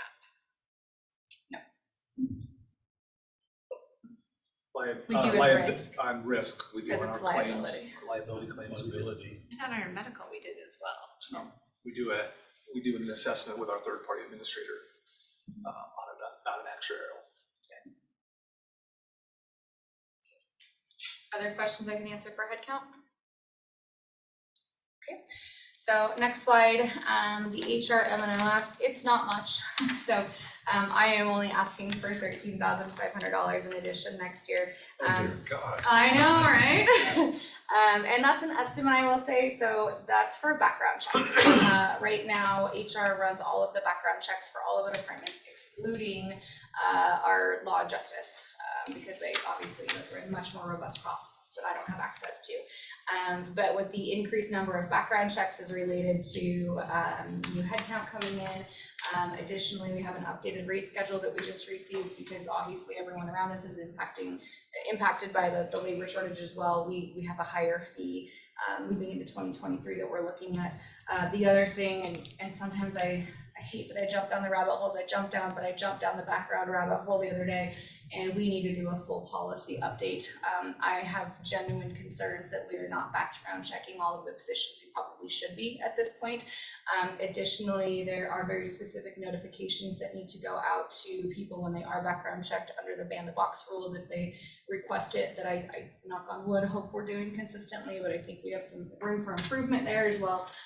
And so this funding will help us make sure that we are appropriately doing that moving forward. So not a lot, honestly, but it is something that's going to need to happen next year. Any questions on that? Ashley, in here you said, we do bill back the fair, but we don't bill back other departments like enterprise funds? Correct. Right now it all sits in my account. So I pay for, out of my budget, all of our background checks with the exception of fair. I'm wondering if we take a look at kind of the average background checks we do for some of the enterprise funds. This might be a budget neutral thing if we're properly allocating them. So I think one of our areas of exposure right now are our enterprise positions that we're not background checking at the level I think we probably need to be. So if and when that happens, I think that fund will automatically need to, or the billing will need to happen, but I don't want to speculate too far yet. I literally like lifted the lid, had an oh my goodness moment, slammed it shut, and it's on my list of things that I know I really need to look at as we finalize this year and really start looking at next year. Steve Bartel in risk management is actually kind of running with this one right now for me, starting to collect who's doing what, how are we doing it, and then we're going to actually need to put a project team together to really work with the department leaders and understand what are we doing and what do we need to do better in the future. And I would think that part of that would fall under risk management. For some reason, the county has given risk management background checks. That's not necessarily what I see in the outside world, especially when it relates to new employees. Typically, background checks runs through your recruiting and HR team for background checks, except for third-party contractors. Typically, that function does sit with a safety or a risk team. So that's the other thing that we're looking at right now is who does it really make sense for some of this stuff to live with? Just because the county's always done it a certain way, does that necessarily mean it makes sense for us to do that? And especially with some of the legislative changes that have come through around confidentiality and the ways that we're required to respond, whose place should this live in? So that's something that I've also been talking to Barbieri with regarding CGIS, right? Just understanding where do all of these functions really need to sit, and moving forward, how do we put a really good plan together to ensure that we're meeting the expectations and requirements, but that the right groups own these different pieces. Any other questions? All right, so I'm going to jump to Public Records Department next. Next slide, thank you. This first slide is just a graphic of showing what we are seeing in our public records office right now. So currently we have one public records coordinator who is essentially the department head, which is Tony Denaro. And my 11 o'clock p.m. math last night, I typed 4. On the next slide, it should be a 3 there. So on your slides, I've updated it. We have 3 additional public records specialists that report through Tony Denaro and that support this team. So when I looked at the actual amount of PRRs we're getting, you can see the trend. So we are definitely increasing. In 2020, we did see a decrease, but I believe it was due to the impact of COVID and the fact that we had some shutdowns. There wasn't as much happening, not only at the courthouse, but in the community. But we have definitely started to see the rise back out of that. The data for 2022 is through September 25th. We have a 48% increase over last year's full calendar year numbers. So we definitely are seeing a large impact on our PRR team right now. And so if you go to the next slide, I just gave you a visual of where a lot of these are coming in from departments, and you'll see that a large bulk of the departments is through the sheriff's office. While many departments do have someone who's designated as like the on-site public records person to help pull data, the PRR team is still going through and they are looking at the redactions. They're ensuring that things are appropriate before they're setting it off. With the mass amount of electronics that we all use now as well, they're having to double check and go through, and maybe if an email was sent on I don't know, June 1st, and it's been redacted, but then it's at the very bottom of a whole string of emails that was sent on 9/25. They have to ensure that the redaction on the June 1st email is the exact same on the 9/26 email. So they're spending an enormous amount of time ensuring that when it goes out the door that we're compliant. And the sheriff's office particular, or what's coded here as sheriffs, the other thing that they are now doing that they didn't used to do in the past is we used to have SPD, from what I understand. Tess and I were kind of talking about this a little bit earlier, but they used to do a lot of the review and reductions themselves for things, and they no longer do that. And so anything that is on the county side that previously SPD used to help us with, we're not getting that help anymore either, and that is all moved to this team. So they are definitely working a significant amount of time to ensure that we are meeting our needs. They're also working with the departments where we've seen, and you guys know this, but a lot of turnover and retirements. So those experts that have always been really good in our retirements or in our departments for PR, they're having to train and retrain a lot of the new people coming in that are being handed this task. So they are definitely busy, to say the least. So on the next slide, my supplemental ask for the Public Records Department. Before you go, so that large pie on the top, who is that? I couldn't track a line that made any sense and stuff, You so. are correct. Let me open my. So when we kind of cut ties with SPD on the public records for law enforcement, we hired people into the sheriff's department, correct? When that came back on, I'm quite certain we hired This was the additional group people. that we hired to do that. Okay, So yeah, so when SPD said we will no longer redact police records for you, you Yeah. need to take it back. We started this office hired with Tony and additional- one person, and we've had to, slowly grow as that growth has come on. yeah, Mhm. okay. And when we only had 500 requests, fine, but when we're looking at 800 requests, 900, the capacity just is not there as strong as it used to be. And Commissioner French, as soon as I can get this to open for me, I'll let you know what that looks Yeah, like. no, I just wasn't, I didn't know what that big piece of pie was, and Yeah, cut off something. I will find it and let you guys know by the end Okay. of this. thank you. I think it's funny though, when you look at it, I mean, other, like, Public Works is big, but when you look at everybody else, other than Sheriff, Public Works, the next highest is Assessor, which makes sense this year. It's like- But I'm sure if, Elections, Elections. Oh, I didn't are see as them. well. Yep. where are they? 3.5. Oh, they're the, okay. Yeah, but it's like, on a year where assessed values don't go as much, I bet that 3.38 plummets. Oh, no, attached services right Yeah, so it was interesting. So on the next slide, Some of these numbers are really low, where you'd think they'd be, they'd be much yeah, higher. like Scott, you just said detention services, you'd think they're have been bigger. 0.36% of. Yeah, it's almost like which one is the one that's really big? Who's missing? All the obvious choices are taken. I know. My suspicion is it's board, it's us. No, You guys are on I'm here, here. commissioners. Your Oh, commissioners. are we there?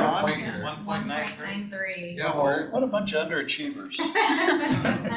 Well, that does speak to my next slide though. So, the supplemental ask, I am asking in Q1 for one additional headcount of a public records specialist.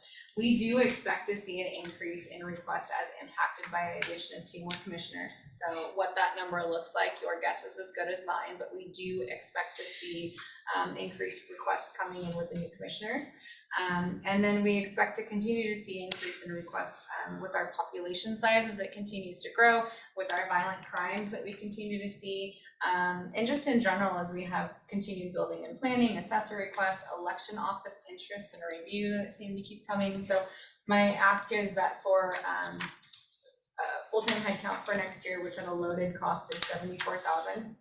And then I would like to just put a contingency plug in there at this point. So over Q1 and Q2, we'd like to see what the volume looks like. If we continue trending at a 50% increase, then I think I'm gonna need to come back and ask for a potential added headcount Q3, Q4. But I don't wanna ask for those funds committed at this point because I truly don't know what that looks like. So I'd like to actually gather the data over the first 2 quarters and really understand what the impact is of the new commissioners, with the new sheriff, all of those things that are very unknown to us right now and what that will end up impacting our department.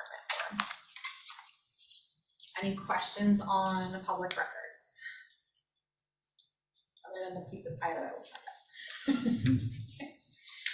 out. So last is civil services. Civil services is a teeny tiny little budget right now. So on this slide, you'll see that right now their current annual 2022 M&O budget is $11,000. We're asking for $13,000 for 2023 to bring us to a total of $24,500. I am shocked. Those girls are magic. They use bubble gum and shoestrings, I think, to tie stuff together. They take home their own recycling because they don't have recycling bins. So it just really speaks to how thrifty they've been over the years. But as we look for future needs for 2023, the 266, if you go to the next slide from here on, is really based on a few things. So computer software, they don't have Adobe Pro licenses right now, and that's not something that IT just provides. We have to pay for those. So I would like each of them to have Adobe Pro licenses so they spend less time standing at a copier stapling things together and pulling them apart. Other professional services, which comes with a $400 ask, is just for contractual requirements that have been increased. And we've actually used other fund lines in 2022 to find a balance, but that means that they're traveling less or they're not spending as much on recruiting costs. So that $400 increase is just because of contractual requirement increases. The overtime ask that's on here for $5,000, obviously with more job fairs popping up and only having 3 employees that work in that department, we need them to go to after hours events and weekend events, and 2 of those employees are non-exempt, meaning they are overtime eligible. And so I'm estimating 10 hours of overtime monthly, specifically for Sheriff's Office recruiting for those civil services positions. The telephone cost is $100 that I'm asking for, and again, it's just increased cost that's being passed on to us from our vendor. The travel costs that I'm asking for is an additional $800. And again, it ties back to going to more recruiting events. And it really ties more to fuel and miles. And so it's just mileage reimbursement that we need to increase that expenditure for. Advertising, I'm asking for $1,200. This is currently a $0 budget. We have no money in there right now, so we bank borrow to have the Sheriff's Office print things for us and give them to us. We would just like a little bit of money to be able to, for advertising, to not have to borrow their P card to print something or to register for a career fair or something right now that we have to walk over and hope somebody will give us money for. So that $1,200 gets us the ability to hopefully register for a few more things and advertise some of the different events that we're running. Printing and binding, we asked for $466, and that's to print business cards. The HR office has actually recently kind of revamped some of our recruiting business cards that talk about, apply here so we can hand those out at career events. Civil service would like to do the same thing, same thing with flyers, pamphlets, and handouts as they're at their events. And then the last line item is other at $4,500. This may or may not need to happen, but as we heard from the Sheriff's Office, the new Area Heights Training Center will be up and functioning in 2023, and Civil Services has to move. Last time they had to move, they didn't have project monies included for Civil Service, and so we're asking for that money in the event that the project costs, again, are not included for Civil Service, and we have to pay to move our stuff and for any furniture that wasn't included. So we talked to Todd if that was included. I feel like we asked. Furnishing and so desks and office furniture should be provided. However, moving any files that they have would completely be on civil service to move. That would not be included in the project budget. Because I thought we included all the furniture and fixtures. Yeah, we did that piece. So I don't know if we'll need the full $4,500, but at the end of the day, on a budget that's less than $25,000, I didn't feel like it was too significant of an ask. No, it's just by the time we add up everyone's little amounts, it adds up to a lot. So that's why it's just important to look at it holistically. The other question would be if the Sheriff's Office was willing to maybe shift some of their recruiting budget Well, into this. that's kind of what I don't understand. So it's gonna go to New York and be on a billboard, but there's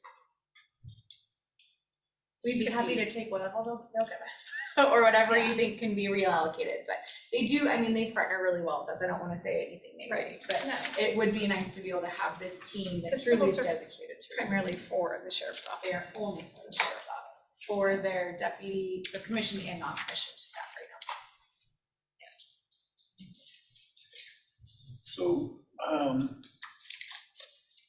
help me understand your reasoning behind, and I'm not challenging, I'm just trying to catch up with your logic. For the increased public records request for the 2 new commissioners, because them requesting information to understand how to do their job doesn't qualify as a public records request. So, so do you anticipate there'll be others that are questioning what they're doing?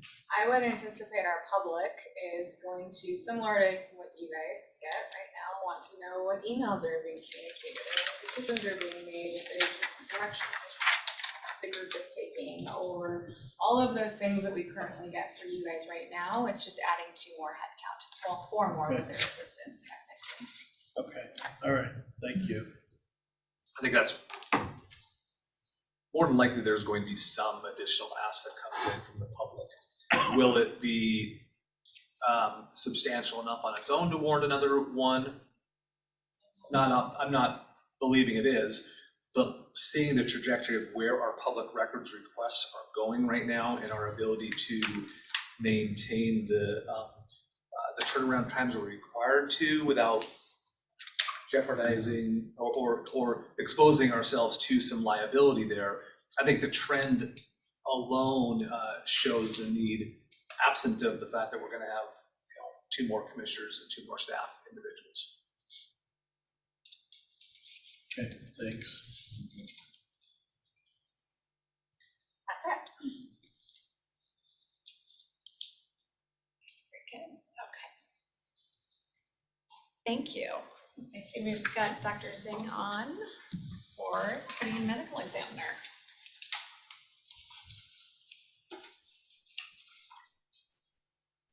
Hi, everyone.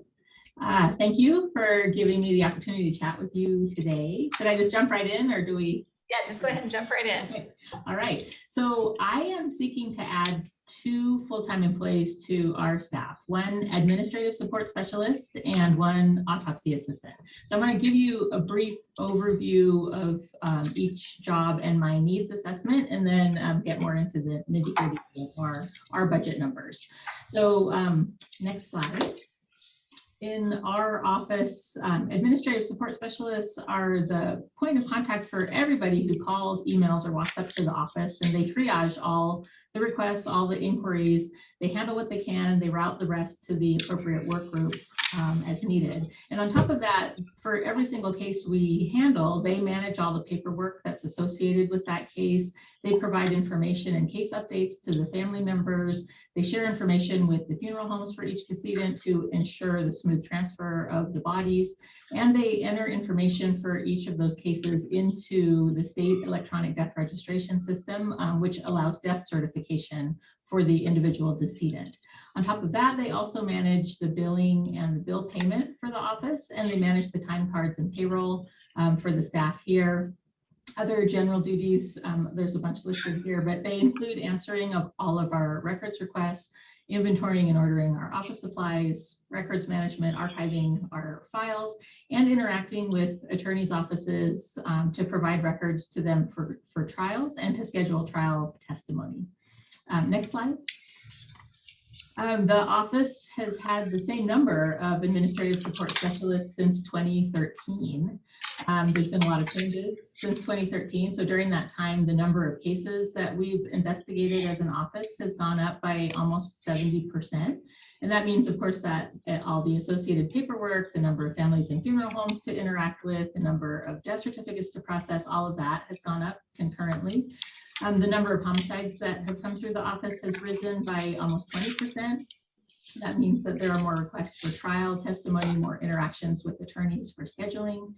And the increase in caseload also means that there are more records requests, so there's much more time for them to copy autopsy reports, toxicology reports, photos, coordinate the release of all of that stuff to the appropriate parties. The number of case files that have been copied and transmitted has gone up actually by more than 500% in recent years. As we have increased our kind of public facing interactions, there have also been an increased number of contacts from other groups, hospitals, community groups, schools, et cetera. And that has increased the number of contacts that the front office staff deals with in terms of the public. Next slide. The other big thing that's happened since 2013 is the move from the basement of Holy Family Hospital to our dedicated facility. And this has, of course, been amazing for the office, for the county, for the region, but it has also added a lot of complexity to our operations. So at Holy Family, there were 2 rental agreements total to manage, one for office space and one for the morgue space. And those agreements were inclusive of everything from office supplies to waste management, to housekeeping, to security, to equipment maintenance. But as a result of the move to our dedicated facility, we have had to add more than 60 vendors and service providers to our books. So that's added some complexity, as you can imagine, to billing and bill paying. We've also added some new service contracts recently with outside counties, and we've added new rental contracts for the use of our tissue procurement room. And these are, again, really good things for the office and the county, but they have brought this added complexity for the administrative support specialists. Next slide. We've experimented a lot over the last year with reprioritizing tasks, reassigning tasks to other work groups and so on. But unfortunately, because we work with the public and the courts and law enforcement, there are a lot of things that can't be deprioritized, or there's a lot of competing interest in what's not deprioritized. And because our overall staffing is pretty lean already, reassignment has been difficult for a lot of these tasks. So at the current level of staffing with 2 administrative support specialists, some of our billing and invoicing unfortunately has been deferred. So that means that we haven't been collecting all the money that is owed to us for service provided. Unfortunately, also some payment of some bills hasn't occurred. Then that's resulted in some financial penalties for the office and temporary loss of some databases that we need to do our investigative work. And we're months behind in certain tasks that are required by state law, for example, archiving case material, managing unclaimed property, and so on. We have started getting caught up on the billing, at least by hiring a part-time extra help employee. It's been a huge help, but for long-term stability and long-term management of these issues, I believe we need to invest in a full-time permanent employee. Next slide.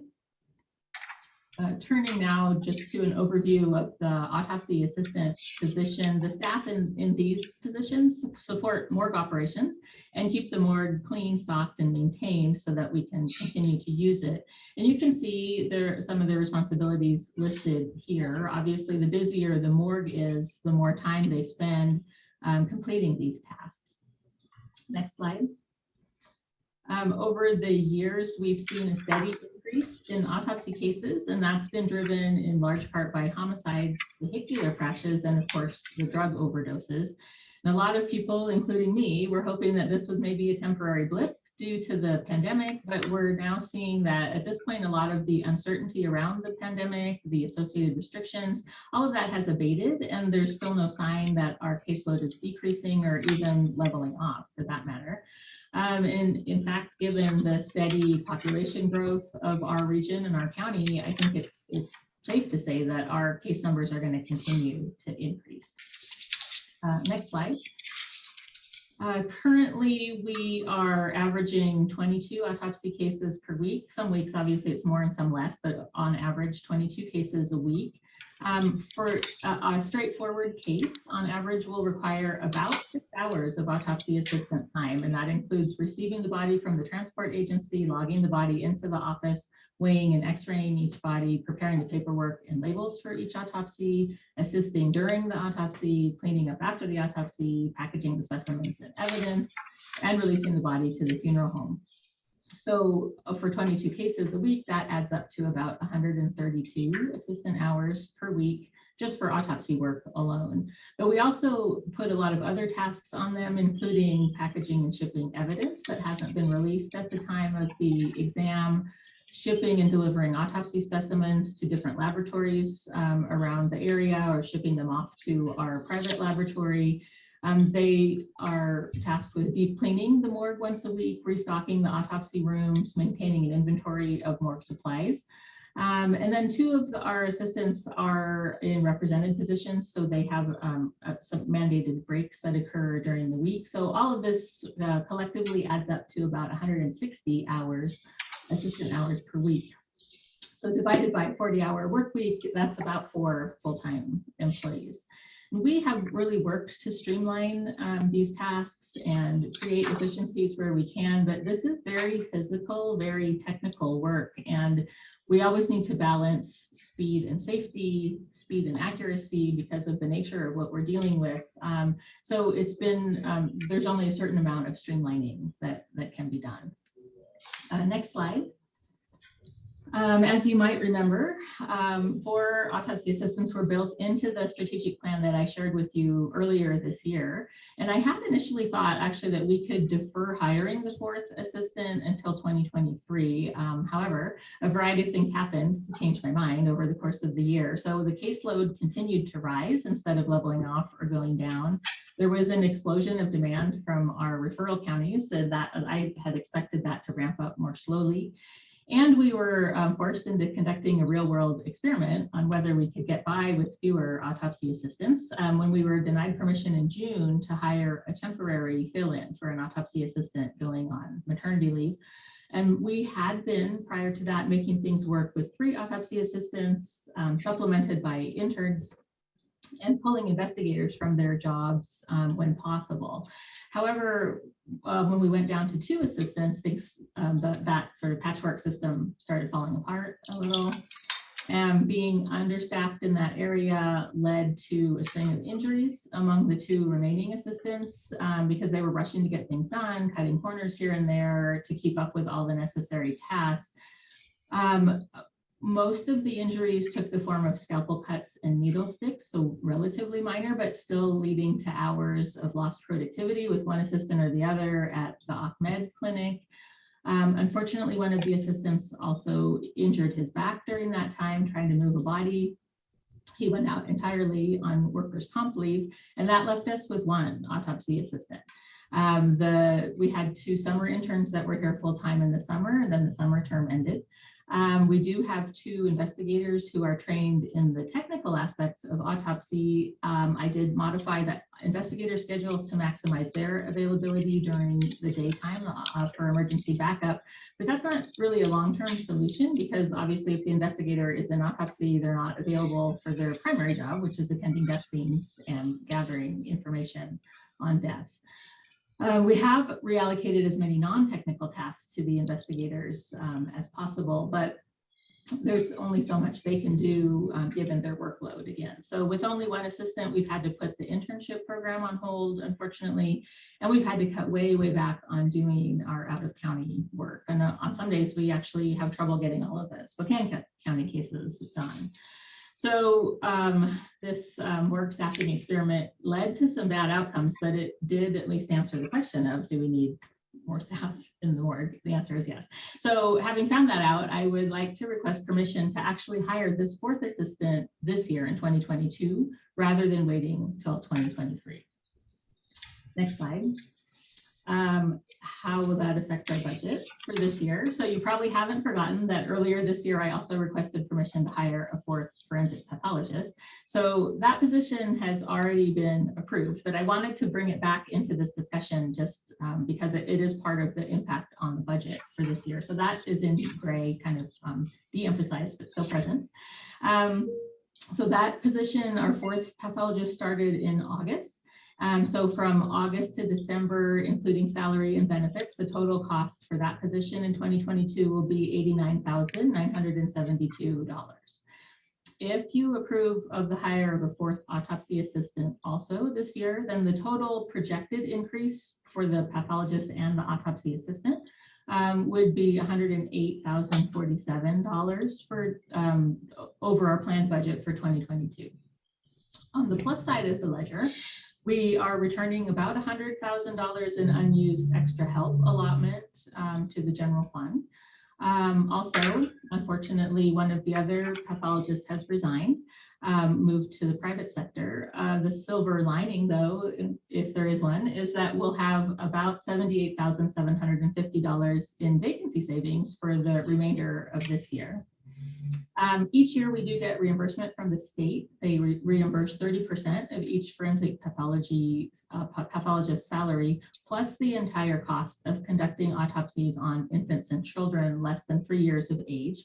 So the number I have here is an average number for 3 pathologists, since that's what we had for most of this year.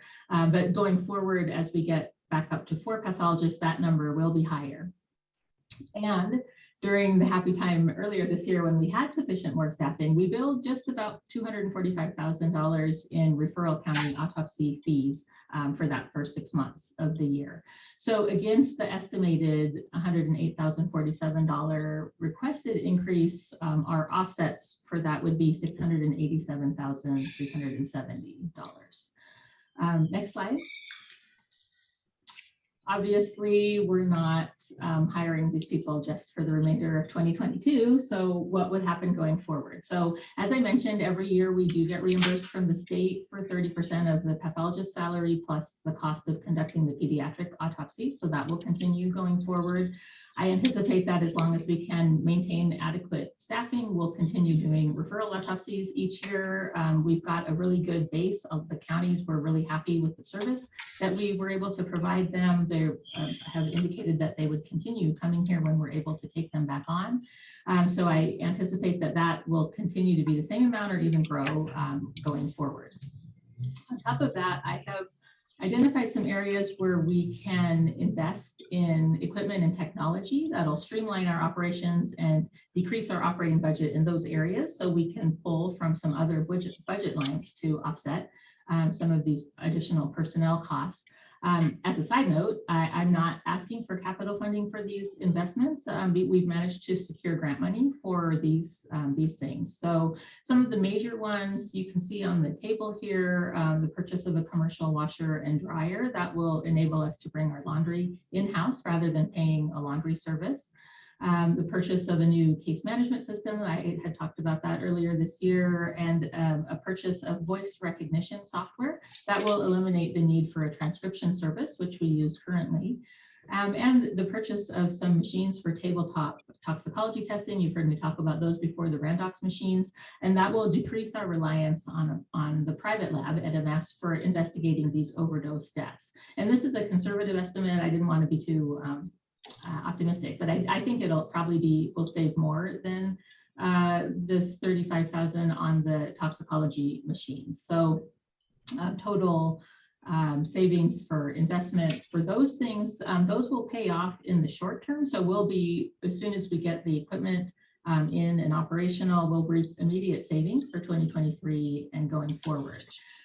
Another investment that we'll start looking into or start making this year is the purchase of a CT scanner. This is more of a it'll pay off more in the longer term. Depending on how aggressively we incorporate this technology into our operations, we can potentially shift as much as 20% of our full autopsy caseload to the CT scanner. So that will enable us to postpone the hire of our 5th forensic pathologist and our 5th autopsy assistant going forward. We do have some other initiatives in the works that will recoup some of our costs and offset budget increases, including the rental contracts for the tissue procurement room. Just to update you on that, we have fully executed MOUs with 2 of the procurement agencies, and they have very enthusiastically started using the room. But I don't have enough data yet to get a sense of the trends or any average monthly fees. So for the purposes of today's discussion, I just wanted to stick to the cost savings that I can confidently predict, which are the ones on the slide here. Next slide, last slide. So in summary, I'm asking for $129,877 in supplemental budget requests for 2022-23, depending on if I were allowed to hire the additional autopsy assistant this year. That's in the form of 2 full-time employees, including the already approved 4th pathologist. That will bring the total of ask amount to $399,790 for 2023 and forward. So together with the savings that I outlined from our technology and equipment investments, the annual reimbursement from the state, and the estimated fees from referral county autopsies, again, a conservative estimate, we can offset the $399,790 ask with an estimated $869,970. So I'm sorry if I talked really fast. I was trying to jam it all in my allotted time. I will appreciate your consideration of my request, and I'm happy to hear any comments or questions. Great. Now, any comments or questions? And I know, yes, you've been working hard and really with the contract counties doing a lot. And so, yes, so with you down, that you couldn't do some of those, is that correct? That's correct, right. We really had to cut way back. We're doing ones kind of on a one-off emergency basis if the counties can't find anyone else. But we really can't ramp back up to where we were with only the 1 assistant. Yeah.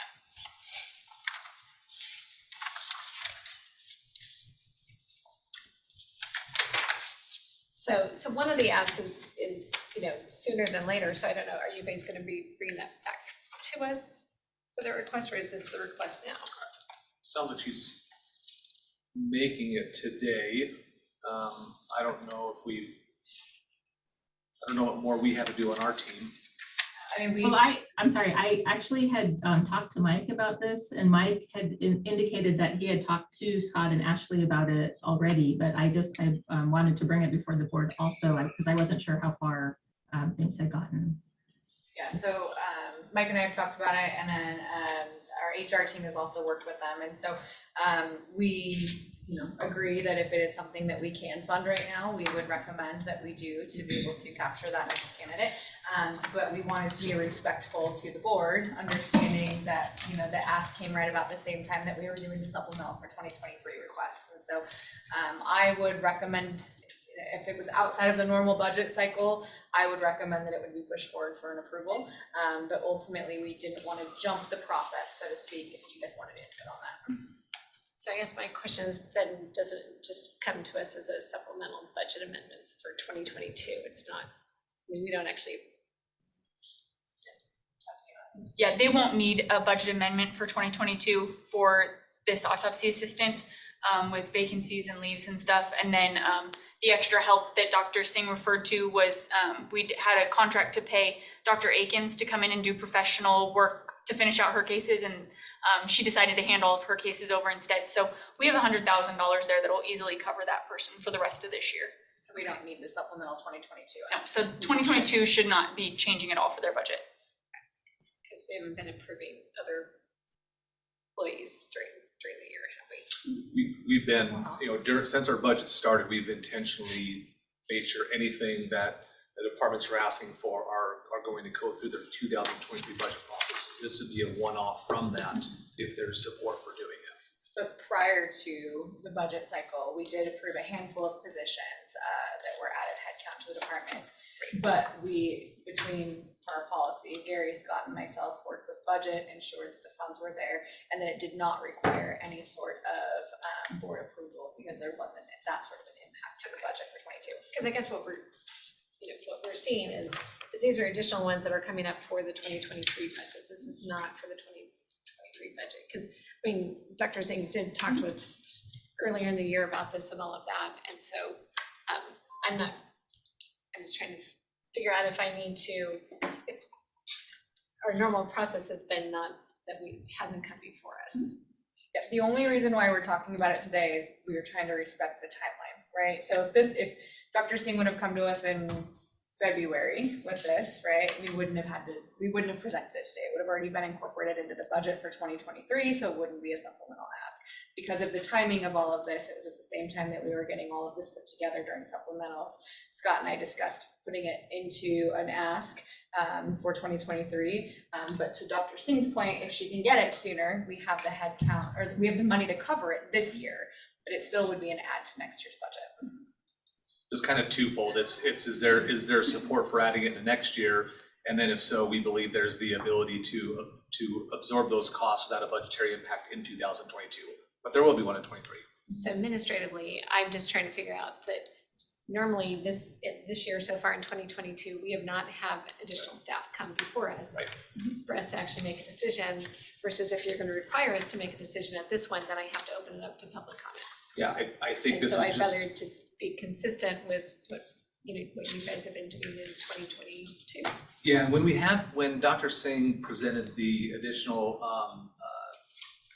forensic pathologist earlier, I wasn't clear whether we had the additional autopsy assistant to go along with it. She did indicate that typically it's a one-for-one relationship. And so we were just, again, another touch point with the board, make sure you're aware of that one-to-one relationship. Forensic pathologist has an autopsy assistant that generally goes along with it. So this would be keeping in the spirit of that. And we do have the ability to absorb it in the budget. So I don't think we have needed action, it's just an awareness. Okay, very good. I do, Dr. Singh? Yeah.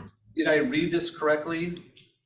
You have, on your slide of the autopsy assistant, are you down to one autopsy assistant right now?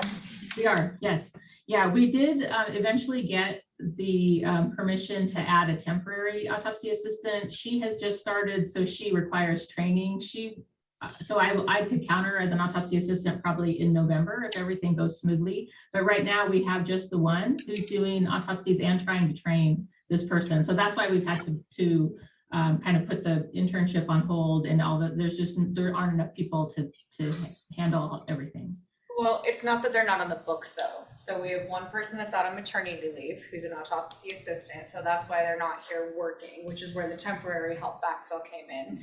We have one person who's out on workers' comp. So again, it's not that we don't have them on staff. I see. It's that they're out on some sort of protected leave.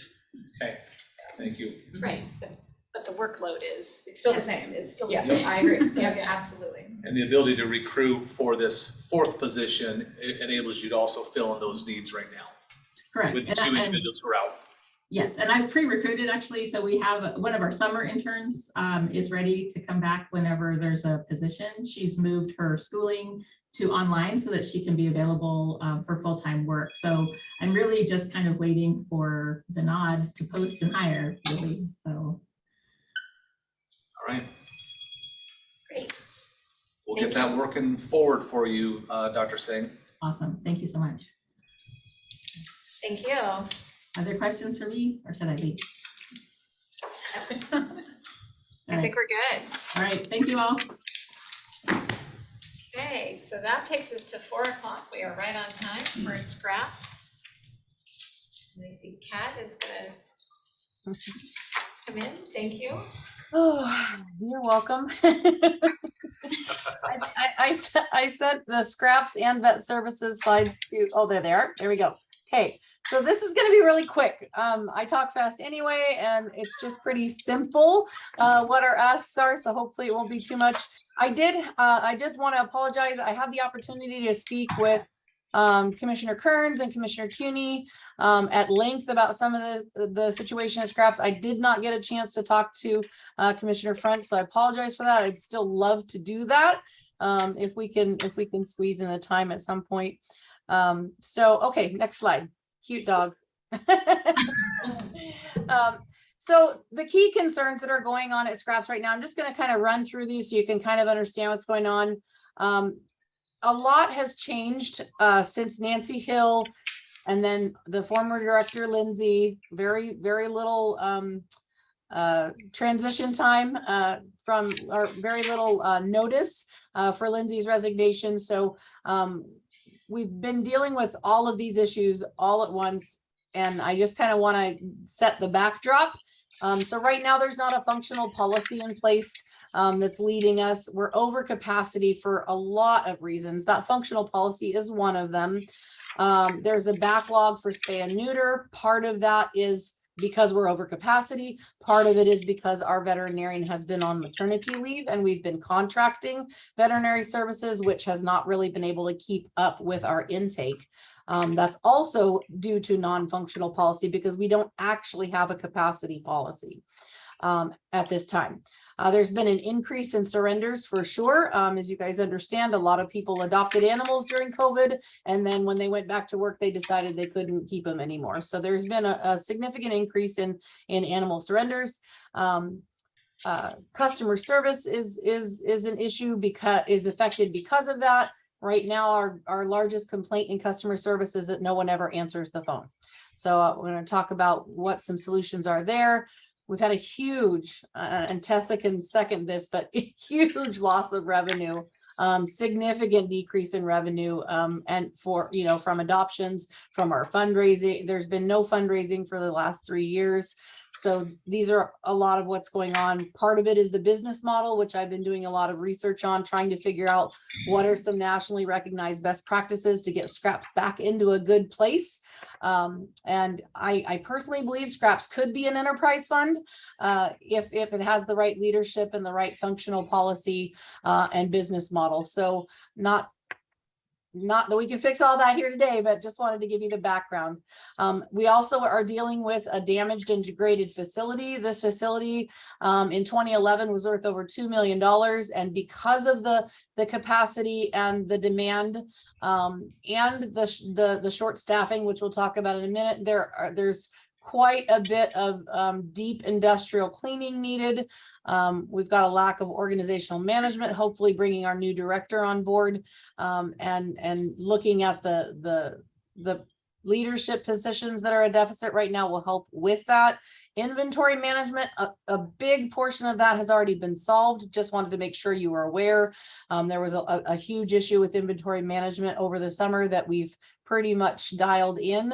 And then, you know, the need for an overflow facility, because as it stands right now, we have no space for more animals, and so much so that animals are being put in spaces where they shouldn't be put.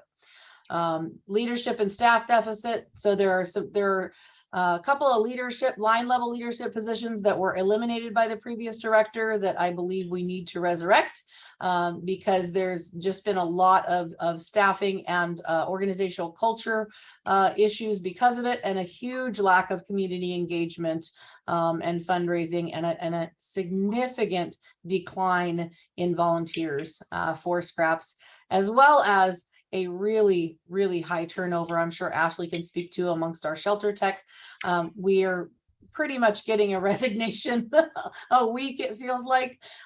So those are just some of the things that are all catalysts for the budget requests we're making, just to kind of give you a little bit of backstory there. Okay, next slide.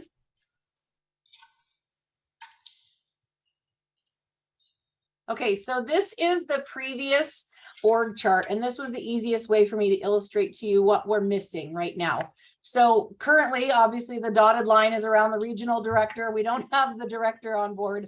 The new director has been selected and an offer has been made. He should be starting Monday, October 3rd, which will be wonderful. However, the previous director eliminated the other 3 positions that you see circled with a solid orange line. So for the last several years, all those line level staff in red, which are our shelter techs and our senior shelter techs, have had no leadership, no line level leadership whatsoever. They've basically been shooting from the hip and making all their own calls and changing a lot of rules and policies midstream, changing them verbally, but not written. And then at the same time, on the right-hand side there, we completely eliminated the development and public relations manager position, which used to manage all of our fundraising and our connection with our fundraising arm, the Hope Foundation. There was a development assistant position, which isn't as critical. I think the line level leadership one is more critical. But those three positions pretty much left our shelter techs flailing on their own, having to make decisions that they shouldn't really be making at their level.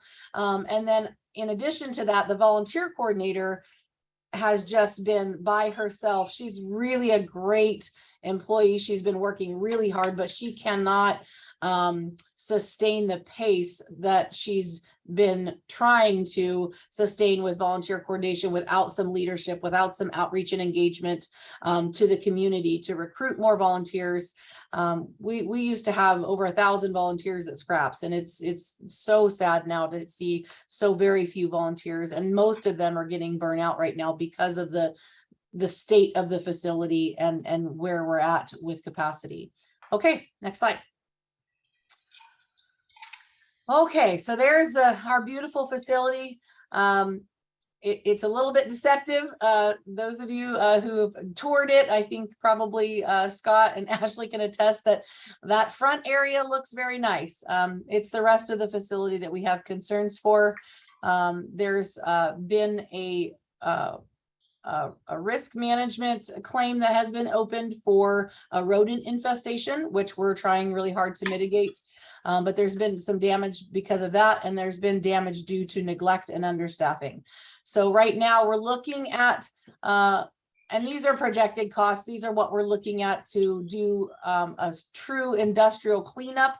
We've already done the first phase of that. It was about $22,000 this year to get the community room, the public facing space, and the conference room industrially cleaned, which is everything from HIPAA filters and really washing walls and sanitizing and taking care of a significant odor issue that's been going on. We're hoping to build an overflow facility. I've been in talking with Gil and facilities and really looking at something pretty simple like a pole building or barn. We have more than enough land and space out there at Scraps. The overflow facility would enable us not to increase our capacity, which is not the goal, but it would enable us to rotate animals from certain areas across on even a monthly basis so that the appropriate amount of cleaning can be done and keep the facility, well, at least restore it to its former glory, as I like to say. It needs a lot of work. And then a remodeling and refit, one of the problems with the capacity issue, which we are going to address, we are going to put in place a capacity policy, but in the meantime, we're looking at a remodel or refit for the spaces that are there. For those of you who know, this was a Harley-Davidson showroom at one point. And when Nancy Hill was the director, there were certain areas that were designated for animal sheltering, and then there was administrative spaces. And unfortunately, due to the high surrender rate and the short staffing and the increased demand and the lack of capacity policy, animals have been for the last 3+ years being put into administrative spaces. And so those administrative spaces are significantly deteriorated in a way that they could no longer be used for administrative spaces in their current state.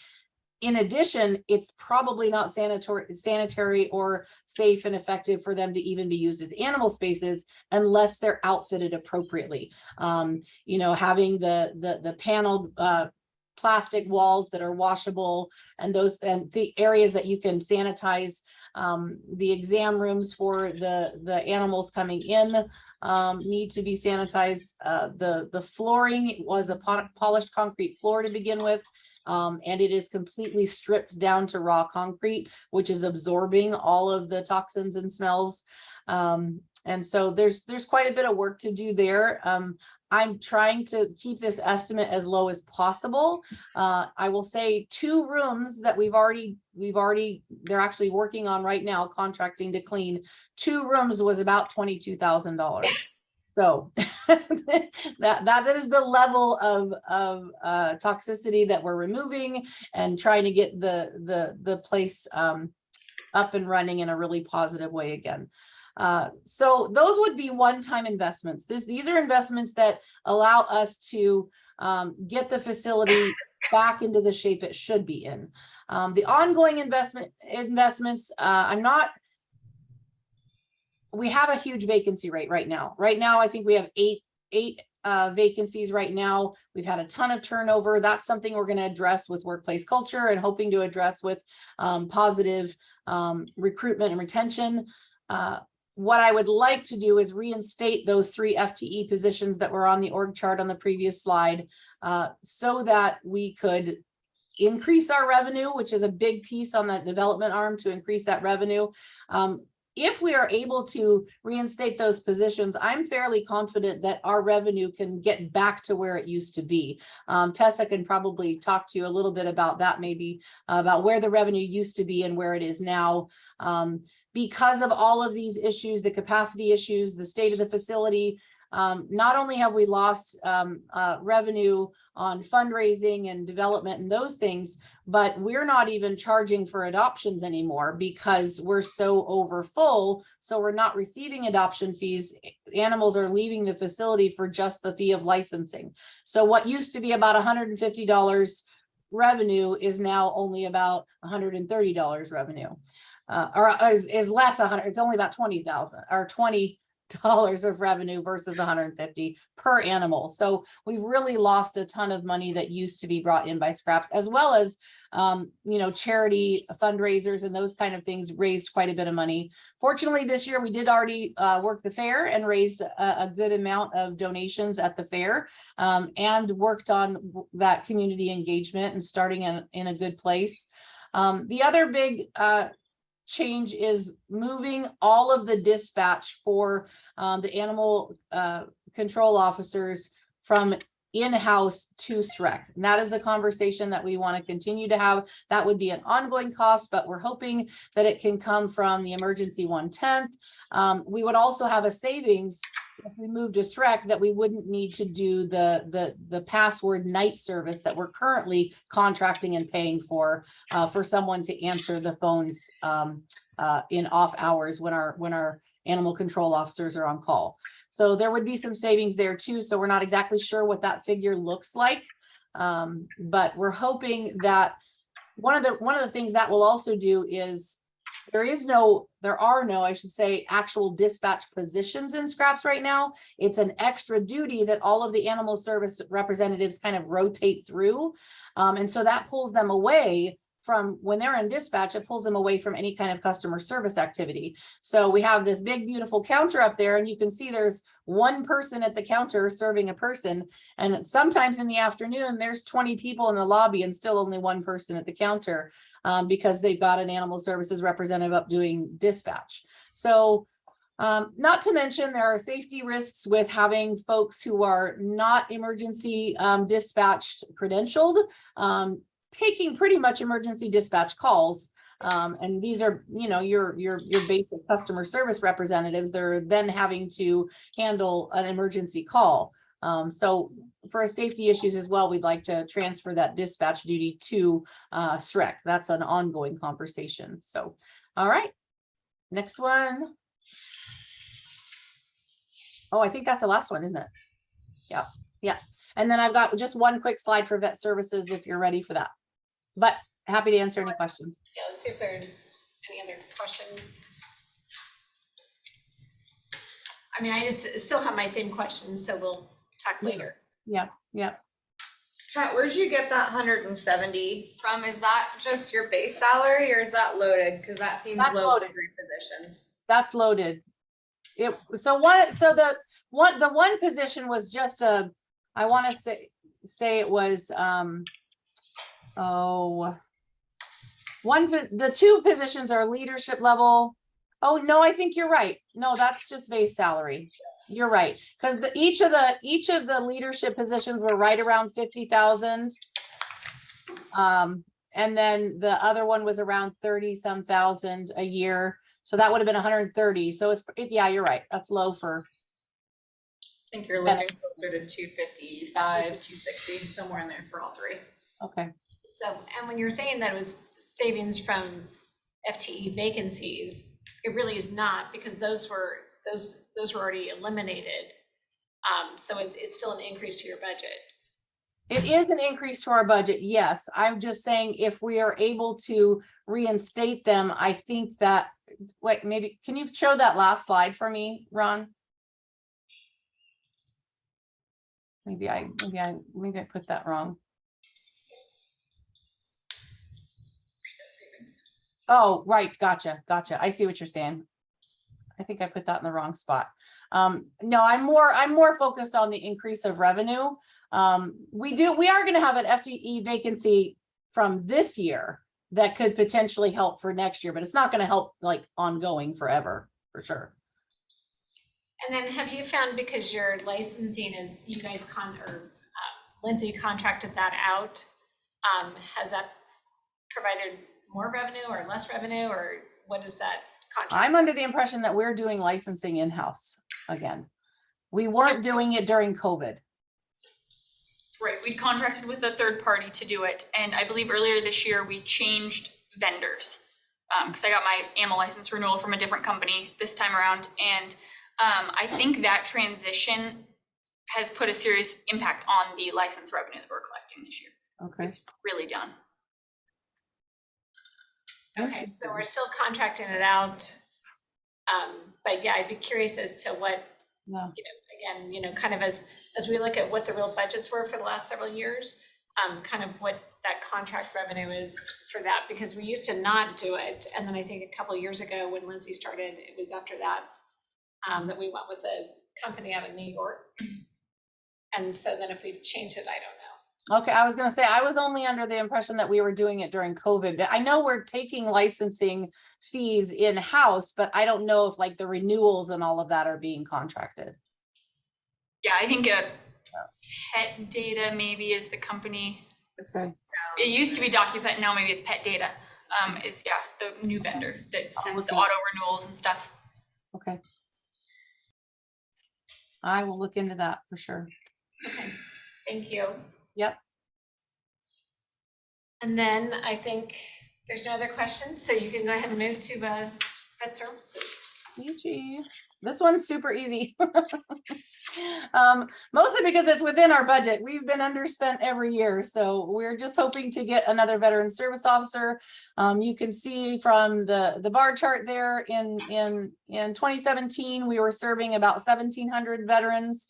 And we are now over 7,000 in 21, and so far we have 2,700 active cases, over 700 clients assigned to our veteran service officers that we currently have, and we are at a 4-month backlog right now for the demand from veterans in the community. So we have 195 veterans right now awaiting their VSO assignment because of the backlog. So the fun part about this is, we've already brought in over $805,000 in VA claims awards, which is all money being vested right back into our community by the veterans who are receiving those benefits. We've had a significant impact on veteran homelessness.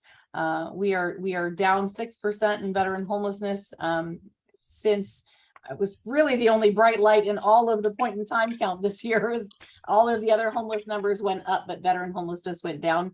So the team is doing a really fantastic job. There's a huge return on investment for the community. These are veterans who were formerly homeless or at risk of homelessness, or even just in poverty, and now they have a steady income for the rest of their lives with these VA claim awards. So these aren't just, this is just what it looks like this year.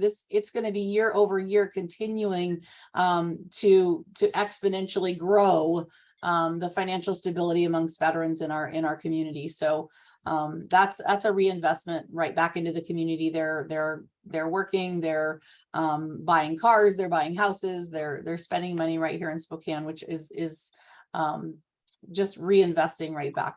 So this is pretty easy for us. We believe we can absorb it within our current budget.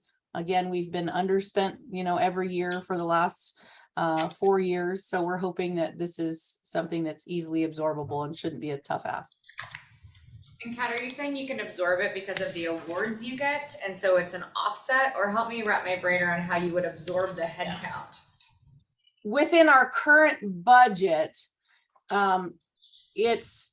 we've been underspent every year. And I guess that's what I'm looking at. We've been underspent every year. And we have a pretty sizable reserve as well. So Kat, would you then be proposing to reallocate other lines within your budget up to salaries, wages, and benefits to cover this? Is that what you're anticipating? Yes, exactly right. Okay. Yeah. Another thing to keep in mind, this is a non-general fund, it's a special revenue fund. Okay, yeah. Yeah. And they receive a portion of the general property tax is cut off the top every year and put straight into the veterans fund. So that annual allotment can sustain this person. Mm-hmm. Yeah.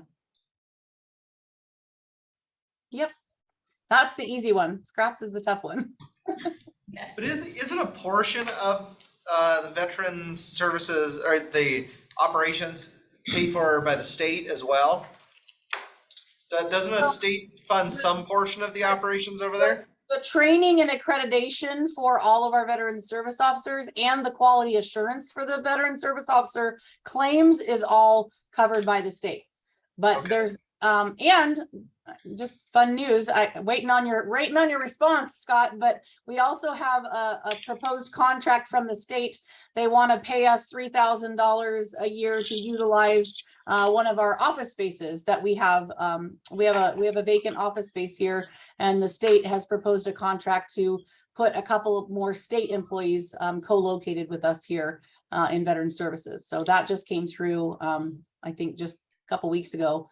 I sent it to Scott to take a look at and see what we think about it. Can you absorb that with an additional vet services officer coming on board with that space? That they're paying us for that space. I understand, Right. but do you have space to put Oh, another yeah. veteran services officer? Absolutely, we do. Yep. Are you giving them the basement? The state is getting one of the offices in the basement. And they're the staff that are going to utilize it. It's more like a collaboration center for the staff that are going to utilize it. They're 75% remote work, but when they need to come in and collaborate together, they wanted the space to utilize. That's why it's such a low amount. It's $3,000 a year, $750 a quarter that they want to pay to utilize the space as a collaboration space. So they're not getting a specific office. it is a specific office downstairs in our building, which we are not currently utilizing. We already have a vacant office space for this proposed new veteran service officer. Okay. And then Kat, I thought your salary used to be paid partly by the state and partly by us. It was until you hired me. Well, and so there's no one in your position that is doing that? No, nope. That was our part of the savings that we created. Because the county was paying the state for part of my position. Kat was a state employee, Mhm. and we were providing dollars to the state, for a portion of it. Mhm. Now I'm bona fide. Yeah. Okay, well, thank you. Yep. Okay, any other questions or comments for Kat before? No? Okay, I think you're good. Thank Any other questions or comments for anyone else? I found out what the orange piece of the pie was. Okay, very It good. is IT. They get public records. You get that, man. They're folded in with all of the email requests, and so they're tracked to show how much IT is impacted Oh. and assigned public records. And they're- So that's just like when someone That does, would be more like when interesting someone- to see how that was dispersed to the actual departments. That's a little misleading, cause that's like when They're someone supporting- does, Yeah. when someone does a PR on us, they run Through the IT. search of our email, but Right. they're not doing a PR on On an IT department, So, but they're actively in, like, they're assigned as involved, the department but- that's yeah, supplying all the data to PR to then supply back. okay. So that's really, that pie would be Yeah. distributed out.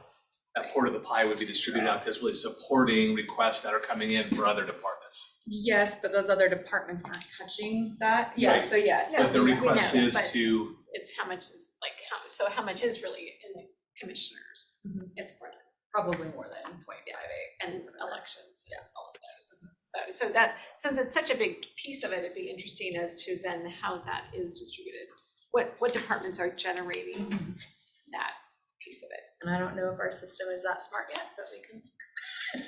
So, Well, I'd actually just be looking at the request and just identifying which department each request is coming in from. thing is many departments or many requests hit multiple departments.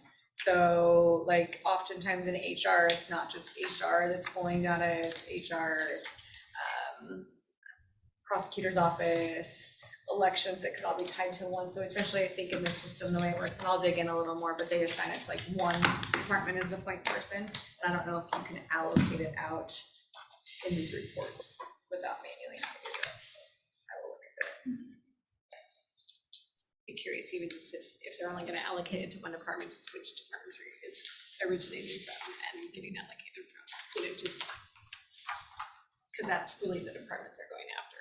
I shouldn't say going after, requesting information Yes. from, They're going after. Our PRRs, they're coming after.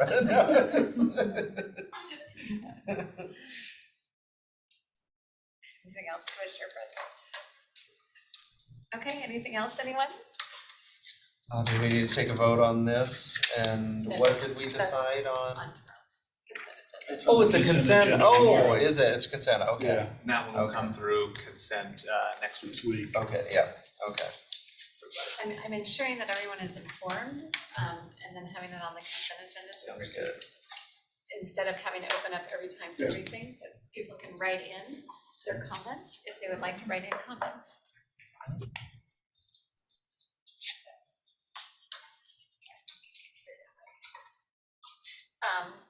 Let's see, so then, if we are done for today, we will conclude our 2 PM working session meeting. Please note that we did not adjourn the morning meeting, and that will be continued tomorrow at 9 AM. So we'll see people back at 9 AM if they want to come back. Thank you very much, and we're done for today.